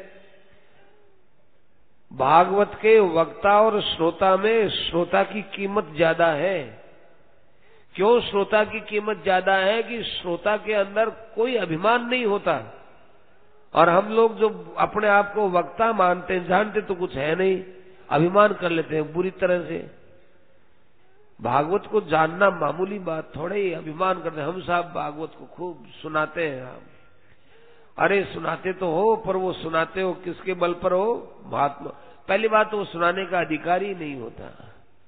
सुनाने का अधिकारी कौन होता है? जैसे सुखदेव जी ने नारद जी और ब्रह्मा जी की अधिकारिता को लेकर इनकी बात हुई, भाई मेरा कुछ नहीं है इसमें। आप भागवत में एक जगह नहीं कई जगह देखना, सुखदेव जी महाराज तत्काल किसी का संवाद लाकर रख देंगे, फिर उसका संवाद लाकर रख देंगे। अपने पर कुछ लिया ही नहीं कि देखो मैंने सुनाया है ये। और हम लोग आज के युग में थोड़ा सा कुछ इधर उधर कर लेते हैं तो बड़ा अपने अंदर वो अभिमान करते हैं, क्या हम भागवत के सुनाने के अधिकारी हैं? बिल्कुल नहीं है। भागवत के लक्षणों से देखा जाए तो हम सुनने के भी अधिकारी नहीं है। और आप लोग अपना काम छोड़ करके आते हैं, जरूरी काम छोड़ करके आते हैं। और माताएं बहनें तो अभी त्योहार के दिन चल रहे हैं, त्योहार के दिनों में भी अपना काम छोड़ करके, घाम होते हैं, घाम के अंदर भी आप लोग आते हैं। आप लोगों का एक एक श्रोता की कीमत देखी जाए तो बहुत बड़ी कीमत है आप लोगों की। आप बैठे हैं तो जो है कितना कष्ट से आप रह रहे हैं, कितना कष्ट से आप अपना जीवन व्यतीत कर रहे हैं, उठने में, बैठने में और सब प्रकार की परेशानी। और हमको सब प्रकार की सुविधा दी जाए, ऊंचे तो बैठो, आराम से बैठो, ये और लगा दिया, ये बैठो, ऊपर पंखा और लगा दिया, ये भी लगाओ, इधर कूलर पड़ा ये भी लगाओ, आराम से बोलने के लिए सब साधन, सारी सुविधा दी गई। परंतु किसके लिए दी है? ये भागवत को समझने के लिए, भागवत की गहराई के लिए दी गई है। तो सुविधा तो आपसे ज्यादा लेवे हम, और भागवत के नाम पर हम अपना अभिमान लगाएं, अपना अहंकार लगाएं, हम अपना ही नुकसान करेंगे। यदि ऐसा करेंगे हम अपना नुकसान करते हैं। ऐसा नुकसान जिसकी भरपाई करना बड़ा मुश्किल है। देखो धन का अभिमान तो थोड़े से ज्ञान से नष्ट हो सकता है, और चीजों का कोई अभिमान हो तो वो नष्ट हो सकता है।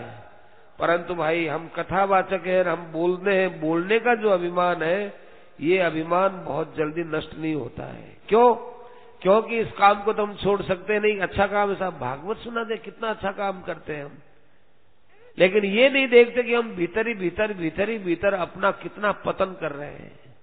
इसलिए सुखदेव जी महाराज सावधान करते हैं कि भाई देखो जो तुमने प्रश्न किया था वही प्रश्न एतदेव आत्मभूराजन नारदाय विपृच्छते वेद गर्भो व्यधात साक्षात यदा है हरिरात्मन है।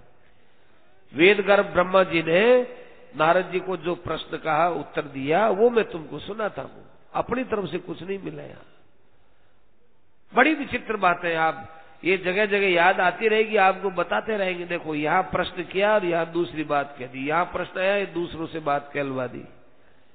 ऐसे सुखदेव जी, तब भाई आज सुखदेव जी की भागवत कहलाई जाती है। नारद जी महाराज ने उस समय ब्रह्मा जी से कहा कि हे देवादिदेव, हम आपको नमस्कार करते हैं। आप आत्म तत्व को खूब अच्छी तरह से जानने वाले हैं। महाराज हम आपसे ये पूछना चाहते हैं कि ये संसार किससे बना है? इस संसार का अधिष्ठान कौन है? अधिष्ठान बोलते हैं आधार को। इसका आधार कौन है? इस संसार का रूप कौन है? और ये संसार किसमें जाकर के लीन होने वाला है? और इस संसार से परे कौन है? हम तो इस बात को जानते नहीं, इसको आप ही जानते हो, क्योंकि आपसे बड़ा इस संसार में कोई है ही नहीं। आप ही संसार को बनाते हो ऐसा हमको लगता है। तो आप भी कभी कभी यूं आंख बंद करके ध्यान करते हो और थोड़ी थोड़ी देर में आप यूं नमस्कार करते हो। कभी कभी आपके भी आंखें गंगा जमुना होती है, झरझर होती है। आप ऐसा क्यों करते हो? आप तो संसार में सबसे बड़े हो। तो तेन खेदय से नस्त्वम, इससे मेरे मन में एक खिन्नता आती है कि आप सबसे बड़े हो, आप किससे प्रार्थना करो, क्या बात है? अब ब्रह्मा जी उत्तर देते हैं। ब्रह्मा जी बहुत बढ़िया उत्तर देते हैं। अच्छा, हमने सोचा कि 15-20 मिनट ही हुई है, ऐसे ही समझ रहे 15-20 मिनट हुई, 2 बज गए। अस्तु। अब विषय को यदि छोटा करें, अब हमें ऐसे ही सोचा 15-20 मिनट हुई होगी, ये इसी ध्यान में चल रहे थे, 2 बज गए या 2 से ऊपर हो गए। चलो खैर, अच्छा ही समय भगवान में लग रहा है, अच्छी बात है। अब ब्रह्मा जी उत्तर देते हैं। ब्रह्मा जी ने कहा कि बेटा, तुम जो कुछ बोलते हो, जब तक यथार्थ का ज्ञान नहीं होता है तब तक मनुष्य ऊपर ऊपर की बात करके ऐसा ही बोला करता है। भगवान के पराक्रम को आप लोग जानते नहीं हो, इसी कारण से आपने सृष्टि में सबसे बड़ा मुझे मान लिया है। अविज्ञाय परम मत्तः एतावत्तम यतो हि में, मेरे से पर एक और परब्रह्म परमात्मा है, मैं उनके प्रकाश से प्रकाशित हूं, मैं उनकी शक्ति से काम करता हूं। जिस प्रकार से अग्नि में, सूर्य में, चंद्रमा में जो प्रकाश दिखता है, वो प्रकाश उस परमात्मा से आया हुआ है, उसी परमात्मा से मैं भी प्रकाशित हूं। वो परमात्मा अपनी माया शक्ति से संसार को बनाते हैं। वो पर भगवान की ऐसी विचित्र एक माया है, उस माया की तरफ मनुष्य विचार नहीं करता, इसी कारण से उस माया से वो घिर जाता है, जैसे जादूगर की माया से आदमी घिर जाता है। अरे नाशवान चीज भी कहते मेरी है, शरीर की मेरा है, मैं कि जिंदा हूं। अरे शरीर मुर्दा है भाई, मुर्दा ही तो रोज मर रहा है, रोज रोज मरता है, लेकिन वहम है कि हम जिंदे हैं। तो भाई ऐसी जो माया है, ये माया बड़ी विचित्र है। विमोहिता विकथन्ते ममाहम इति दुर्धिय है, वह है संसार को बनाते हैं। देखो नारद, संसार को बनाते समय भगवान किन चीजों को काम में लेते हैं? एक तो द्रव्य, एक कर्म, एक काल, एक स्वभाव और एक जीव, ये 5 चीजों को काम में लेते हैं भगवान। और इनमें सबसे बड़ी चीज है भगवान की माया। ये वेद, योग, ये ज्ञान, ये जप, तप, मख, ये सब जो है भगवान में जाकर समाहित होने वाले हैं। तो मैं तो भगवान से खुद पैदा हुआ हूं भाई, भगवान से पैदा होकर के और भगवान की बनाई हुई सृष्टि को ही बनाता हूं। जिस प्रकार से कोई आदमी मकान बन गया, फिर उसके ऊपर पेंटिंग करता है, वो पेंटिंग करता है, तो वो पेंटिंग करने वाला, उसको पोतने वाला, उसका रंग करने वाला, वो मकान बनाने वाला नहीं होता। ऐसे ही मैं तो बने बनाए संसार को ही बनाता हूं, उनकी आज्ञा से बनाता हूं। ऐसा करो, वैसा करो, तो मैं तो केवल उनके आज्ञा से करता हूं।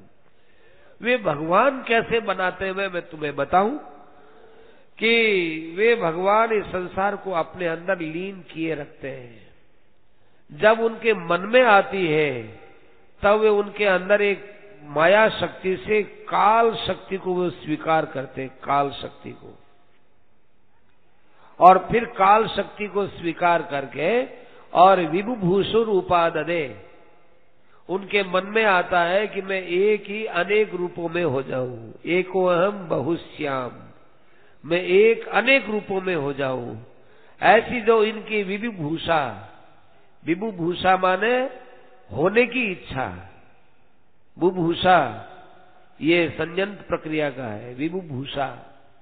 तो अनेक प्रकार की होने की, जब इनका अनेक रूपों में होने की इच्छा होती है, तो उस समय में काल क्या करता है कि काल करता है सत्वगुण, रजोगुण, तमोगुण, इनकी जो सम अवस्था होती है उसमें वो क्षोभ पैदा करता है, हलचल पैदा करता है। जैसे आपके बिलोने के अंदर दही रखा हुआ है, एकदम दही थर आई हुई, एकदम शांत, फिर उसमें आप बिलोने के अंदर वो झेरनी लेकर के और नैती लेकर के फिर जो है उसका बिलोना करते हैं, तो उसमें नीचे का दही ऊपर, ऊपर का दही नीचे, ऊपर नीचे, नीचे ऊपर, नीचे होता होता फिर उसमें थोड़ा सा जल मिलाते हैं। जल मिलने से फिर वो जल और पानी सब होते होते उसमें से 3 चीज निकलती है। एक मक्खन निकलता है, और फिर एक उसका जलीय अंश रहता है, एक छाछ होती है, 3 चीज होती है। ऐसे ही उसमें से भी 3 चीज निकलती है। एक सत्व प्रधान चीज होती है, एक रजोगुण प्रधान होती है, एक तमोगुण प्रधान होती है। तो सबसे पहले उसमें महत्त्व का जो है प्रादुर्भाव होता है, और फिर उसके बाद अहम तत्व का प्रादुर्भाव होता है। वो अहंकार जो सात्विक होता है तो देवता और मन बनते हैं, और रजोगुण से इंद्रियां और बुद्धि बनती है, और तमोगुण से 5 महाभूत बनते हैं।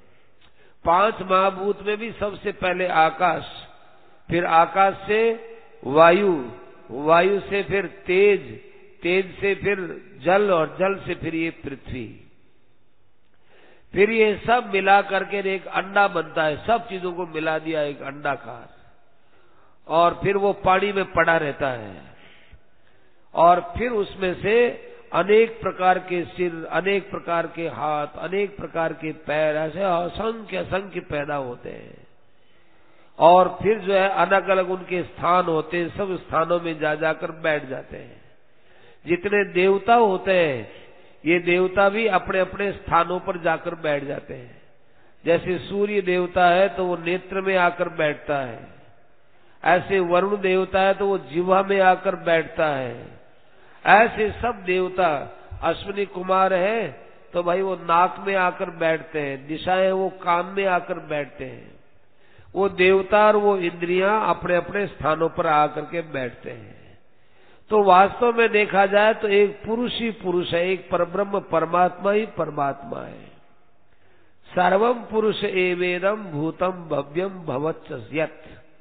जो हुआ, जो है, जो होने वाला है, सब एक भगवान ही है।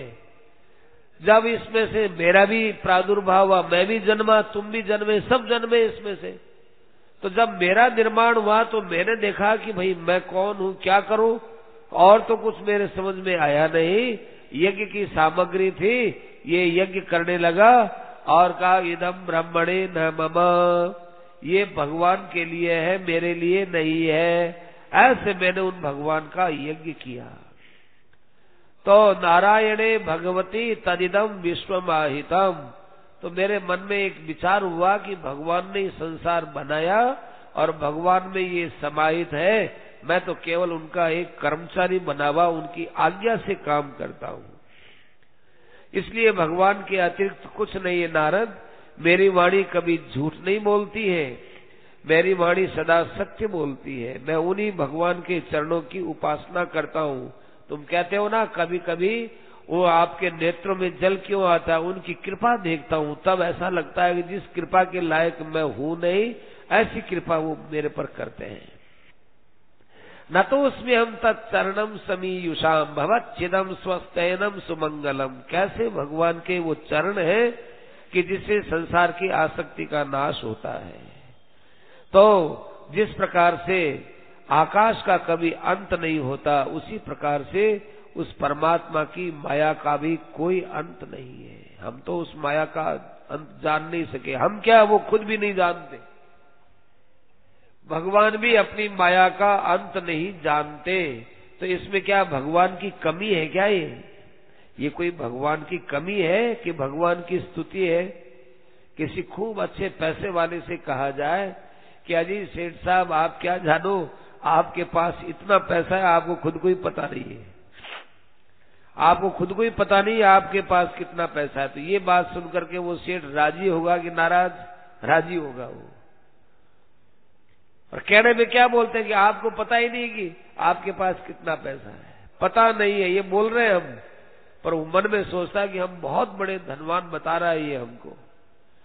आपके इतनी फैक्ट्री, इतना पैसा, हमको पता ही नहीं है कि आपके पास कितना पैसा है। ऐसे भगवान को कहा, हे भगवान आपकी माया का कोई पार ही नहीं है, आप खुद ही उस माया के पार नहीं जा सकते। तो भाई भगवान की स्तुति है। और फिर नारद जी बोलते हैं कि उनके अवतार वगैरह को तो हम लोग गागा करके और इस माया से बचते हैं भाई। और कई महापुरुष ऐसे होते हैं कि वे ज्ञान का आश्रय लेते हैं। विशुद्धं केवलं ज्ञानम निर्गुणम नित्यम अद्वयम। निर्गुण अद्वय तत्व का सहारा लेकर के माया से बच जाते हैं। इसलिए भाई आद्योवतार पुरुष परस्य, ये संसार का, ये भगवान का आदि अवतार है। सृष्टि रूप से जो अवतार होता है ये आदि अवतार है। इसमें द्रव्य, विकार, गुण, इंद्रियां और तूर, मैर, ये प्रजालोक, दक्ष प्रजापति, स्वरलोक, खगलोक, भूलोक और मनुष्य लोक, और ये गंधर्व, विद्याधर, चारण, यक्ष, राक्षस, किन्नर, ऋषि, पितर, देवता और असुर, दानवेंद्र और पिशाच, प्रेत, कूष्मांड, मृग, पक्षी, ये सब एक भगवान ही भगवान है और दूसरा कोई है ही नहीं, केवल भगवान है। फिर भी सृष्टि के रूप में भगवान ने अवतार लिए, लोग भगवान को नहीं समझ सके तो वे भगवान फिर विशेष कर्म करने के लिए और विशेष कर्म करने के लिए आते हैं।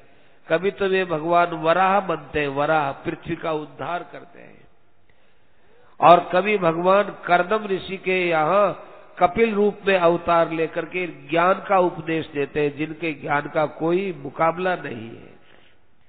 कभी वे दत्तात्रेय के रूप में आते हैं और वे ज्ञान देते हैं, कभी सनकादि ऋषि के रूप में आते हैं, कभी नर नारायण के रूप में आते हैं। देखो नारायण अवतार बड़ा विचित्र है। कामम दहंति कीर्तनो ननुरोष दृष्टिया रोषम दहंत मुतते न दहंत्य संयम। काम को जीतने वाले बहुत मिल जाएंगे, पर काम को जीतते जीतते साथ में क्रोध को भी जीत ले, ऐसे मिलने वाले केवल नारायण भगवान ही है। कैसे, ये आगे बता दी जाएगी बात। और ध्रुव जी महाराज जैसे छोटे से बालक को उन्होंने दर्शन दिया तो भगवान कोई काल भी नहीं देखते कि भक्त का समय क्या है। और वेन के यहाँ पर भगवान पृथु के रूप में अवतार ले लिए। देखो ये भी नहीं देखते कि इसका परिवार कैसा है। राजा वेन थे, वो तो भगवान को मानता ही नहीं था ना, उसके शरीर से भगवान निकले हो। ये क्या है, ये भगवान की एक अलौकिक लीलाएं हैं। मत्स्यावतार में भगवान ने सृष्टि की रक्षा की, बीज रूप से रक्षा की। कच्छप बन करके समुद्र मंथन में कैसा उन्होंने काम किया। और देखो उस हाथी ने एक इतना ही कहा, हे नारायण हे नारायण, इतना ही कहा तो नारायण बोल नहीं सका, पूरा नारायण भगवान आ गए। नारायण में 4 अक्षर होते हैं, वो 4 अक्षर पूरा बोल नहीं सका और भगवान आ गए। वे भगवान वामन रूप से अवतार लेकर के महाराज बलि को छले तो संसार को क्या बताया कि यांसा मृते पति चरण प्रभु भी न चाल्य है। भाई आप लोग अपने अपने धर्म में लगे रहो, अपने धर्म में लगे रहने वाले का भगवान भी कुछ भी बिगाड़ नहीं कर सकते। जितना भी असुरों से भगवान ने राज्य वगैरह लिया है, लड़ झगड़ करके लिया है, परंतु हमारे वामन भगवान ने भाई मांग करके राज्य लिया, मांग करके लिया भी, और वो भी छल करके लिया। क्यों कि बलि राजा धर्म के अंदर थे, बिल्कुल धर्म में। बलि राजा के यहां कभी अधर्म हुआ ही नहीं। और वे भगवान हंस रूप से अवतार लिए थे, तब नारद जी तुम भी तो वही थे।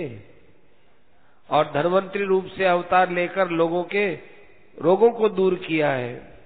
फिर वो परशुराम बनते हैं, राम बनते हैं और कृष्ण बनते हैं। कृष्ण बनकर के कैसी कैसी उन्होंने लीलाएं की है। देखो यहाँ भविष्यत काल दिया है कि ऐसे कृष्ण का अवतार होगा, ऐसे फिर पूतना मारी जाएगी, ऐसे फिर शक्तासुर का उद्धार होगा, ऐसे भगवान रासलीला करेंगे। ये भविष्यत काल दिया है। इसका अर्थ क्या है, भगवान किसी काल में बंधने वाले नहीं है। अपने भी देखो ये हम बोलेंगे क्या कि भाई अपने जन्माष्टमी आएगी, उस दिन भगवान का जन्म होगा।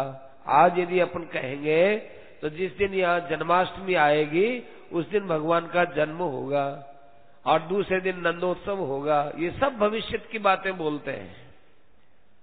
और अच्छा भाई वो भागवत की समाप्ति कब होगी, कि भागवत की समाप्ति 9 तारीख को होगी।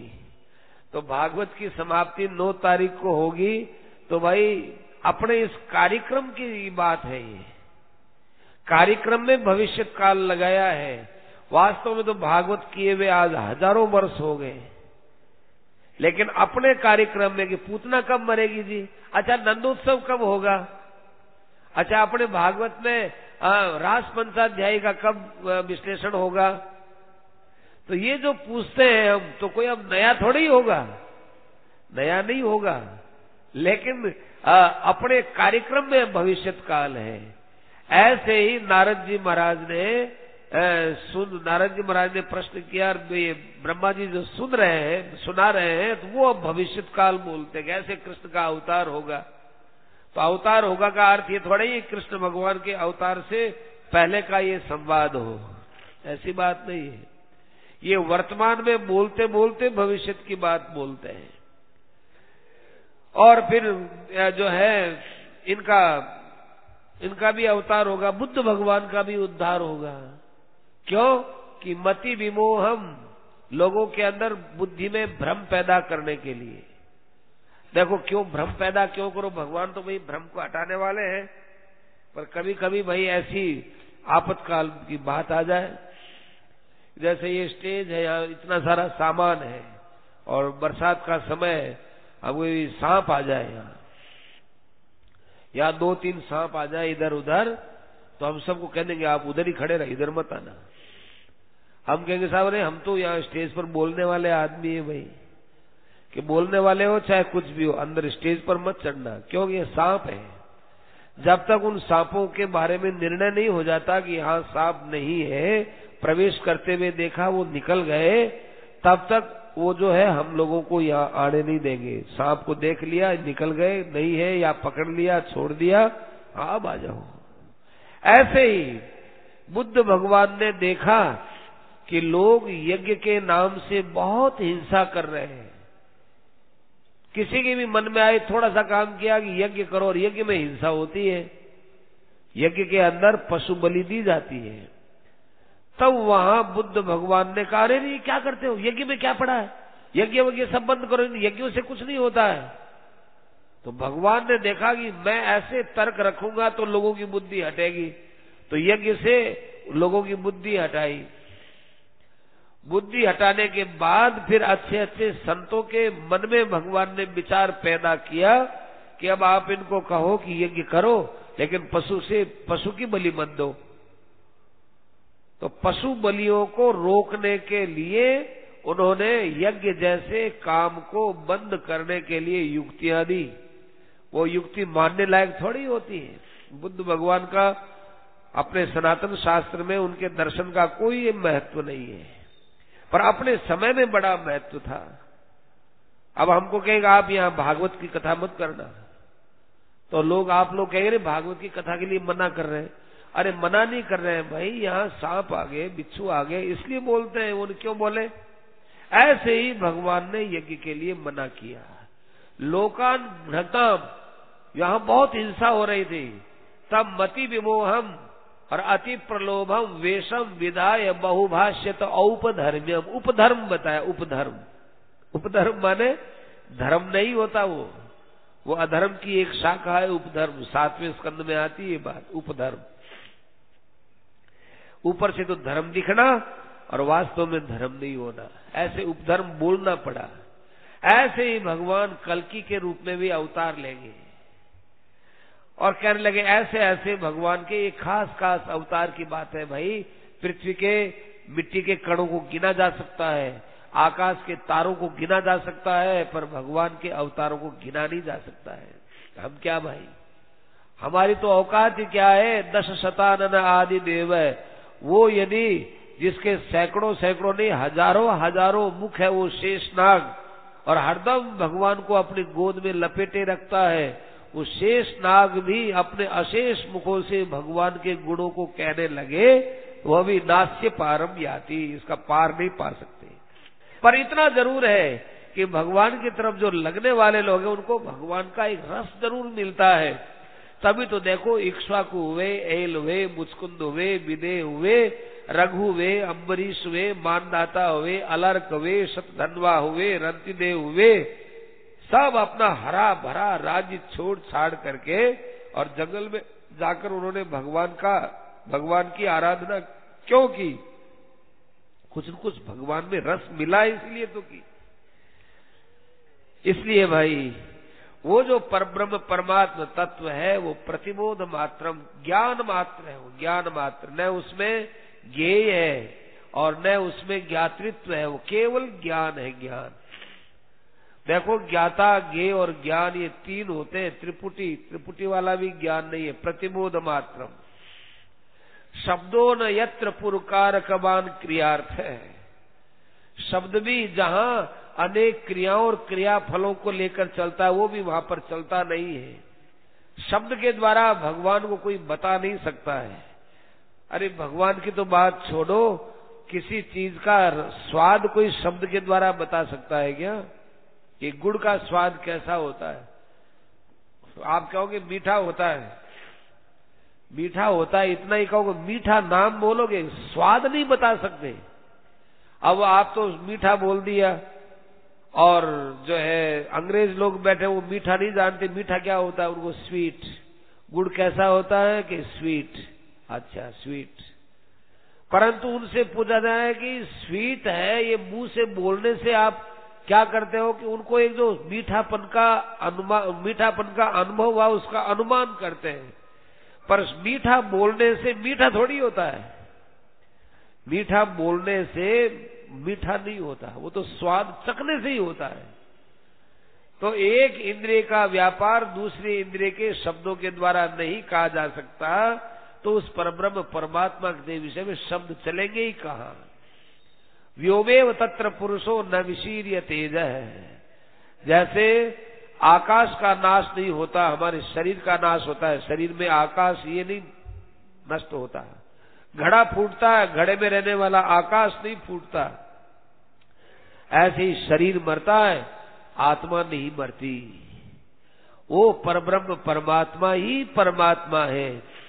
मैंने तुमको संक्षेप में ये बात कही है। हे नारद, तुम जाओ और संसार में सृष्टि का, इस भगवान की लीलाओं का विस्तार से वर्णन करो, क्योंकि भगवान की जो लीला को सुनता है वो भगवान की माया में मोहित नहीं होता। शृण्वता संध्या नित्यम, जो भगवान की लीला का वर्णन करता है और सुनता है उनके ऊपर माया का प्रभाव नहीं होता। इसलिए इसका खूब विस्तार करो।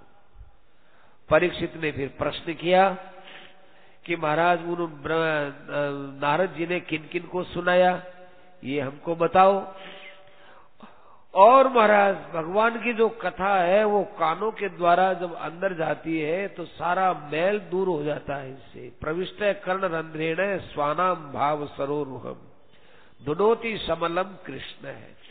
ये कथा नहीं जाती है, आप कथा को नहीं सुन रहे हैं, आप साक्षात भगवान को सुन रहे हैं। भगवान कान के मार्ग से क्यों जाते हो? कान के मार्ग से क्यों जाते हैं? भगवान कान के मार्ग से जाते हैं। हमारे घर में चोर आ जाए, चोर आ जाए और वो दरवाजे बंद कर लिए अंदर से, तो अब हम अंदर तो जा नहीं सकते, तो क्या करो भाई? ऊपर जालदान है, जालदान, जालदान में से फिर पुलिस वाले कूद करके उनको पकड़ते हैं। ऐसे ही भगवान हमारे हृदय में काम क्रोध लोभ आदि चोर आकर के बैठ गए। उन चोरों को पकड़ने के लिए भगवान को यहाँ कानों से कुदाओ, हे भगवान आओ हमारे हृदय में जाओ, और ये हृदय तो है आपका बसेरा, और काम क्रोध ने लगा लिया डेरा। इन्होंने डेरा लगा लिया महाराज, ये आपका घर है, देखो दूसरे आकर के बैठ गए, कब्जा कर लिए, अब जल्दी करो महाराज, इनसे कब्जा छुड़ाओ। तो भगवान ऐसा किया करते हैं। और नारद जी महाराज ने किन किन को ऐसी कथा सुनाई, किन किन को मुक्ति प्रदान करी, ये हमको बताओ। एक आपने कहा कि भगवान का ये जो संसार है ये भगवान का रूप है, पाताल भगवान का चरण है, ब्रह्मलोक भगवान का मुख है। तो जैसे एक आदमी का वर्णन होता है वैसे भगवान का वर्णन किया है। तो वास्तव में पाताल है, इसको आपने भगवान का चरण बताया, तो पाताल कल्पित है कि चरण कल्पित है? आप ये भी बोलते हो कि देखो ये भगवान, ये पाताल है ना, पाताल है तो पाताल, इसको भगवान का चरण समझो। और आप ये कहते हो कि देखो ये चरण है ना, इनको तुम पाताल समझो। तो हम समझे, एक को समझे, आपने दोनों को समझने के लिए कहा। दूसरी बात यह है, आपने कहा कि सृष्टि की उत्पत्ति में जीव भी काम आता है, पर महाराज जीव तो सदा नित्य रहने वाला, उसको शरीर आदि से संबंध नहीं, ये भी आपने कहा है। और फिर भी इस शरीर को, इस जीवात्मा को शरीर आदि मिलता है, ये भी आपने कहा है। तो यद अधातु मतो ब्रह्मन देहारंभोस्य धातु भी, जब इसका इन 5 धातुओं से संबंध है ही नहीं, तो फिर इसको 5 तत्वों से बना हुआ शरीर मिला ही क्यों है, ये थोड़ा आप हमको बताइए। और ददृशे येन यद रूपम, और ब्रह्मा जी ने किस रूप में भगवान को सबसे पहले देखा था वो भी बताइए। और भी बताइए महाराज कि संसार में आयु का मान कितना है, लोगों की आयु कितनी, कैसे क्या रहेगी, ये बताओ। और भूलोक, पाताल लोक, दिग्लोक, आकाश लोक, ग्रह नक्षत्र, ये कैसे कितने बड़े छोटे, ये हमको बताओ। और नृणाम साधारणो धर्म है, और मनुष्यों का साधारण धर्म भी बताओ। साधारण धर्म क्या है, विशेष धर्म क्या है। और महाराज जो मुक्त पुरुष होते हैं उनका कारण शरीर से कैसे संबंध विच्छेद होता है, कारण शरीर से। योगेश्वरीय गतिर लिंग भंगस्तु योगिनाम, उनका कारण शरीर से कैसे संबंध विच्छेद होता है, ये सब बातें बताओ। इसके अलावा भी महाराज हमने बहुत सी बातों को आपसे पूछा नहीं है, हम जानते भी नहीं है, लेकिन आपको बताना जो अच्छा लगता है वो हमको सुनाइए। हमारे खाने पीने की इसकी आप चिंता मत कीजिए, क्योंकि मुझे भूख प्यास की बिल्कुल चिंता नहीं है।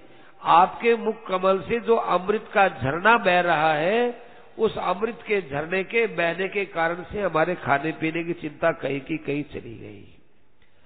ऐसी बात सुनकर के अब देखो एक पद आता है, यहाँ एक जगह आता है, वो पद ध्यान से देखना। क्या कि ब्रह्मरातो वृषम प्रीतो विष्णुराते न संसदी।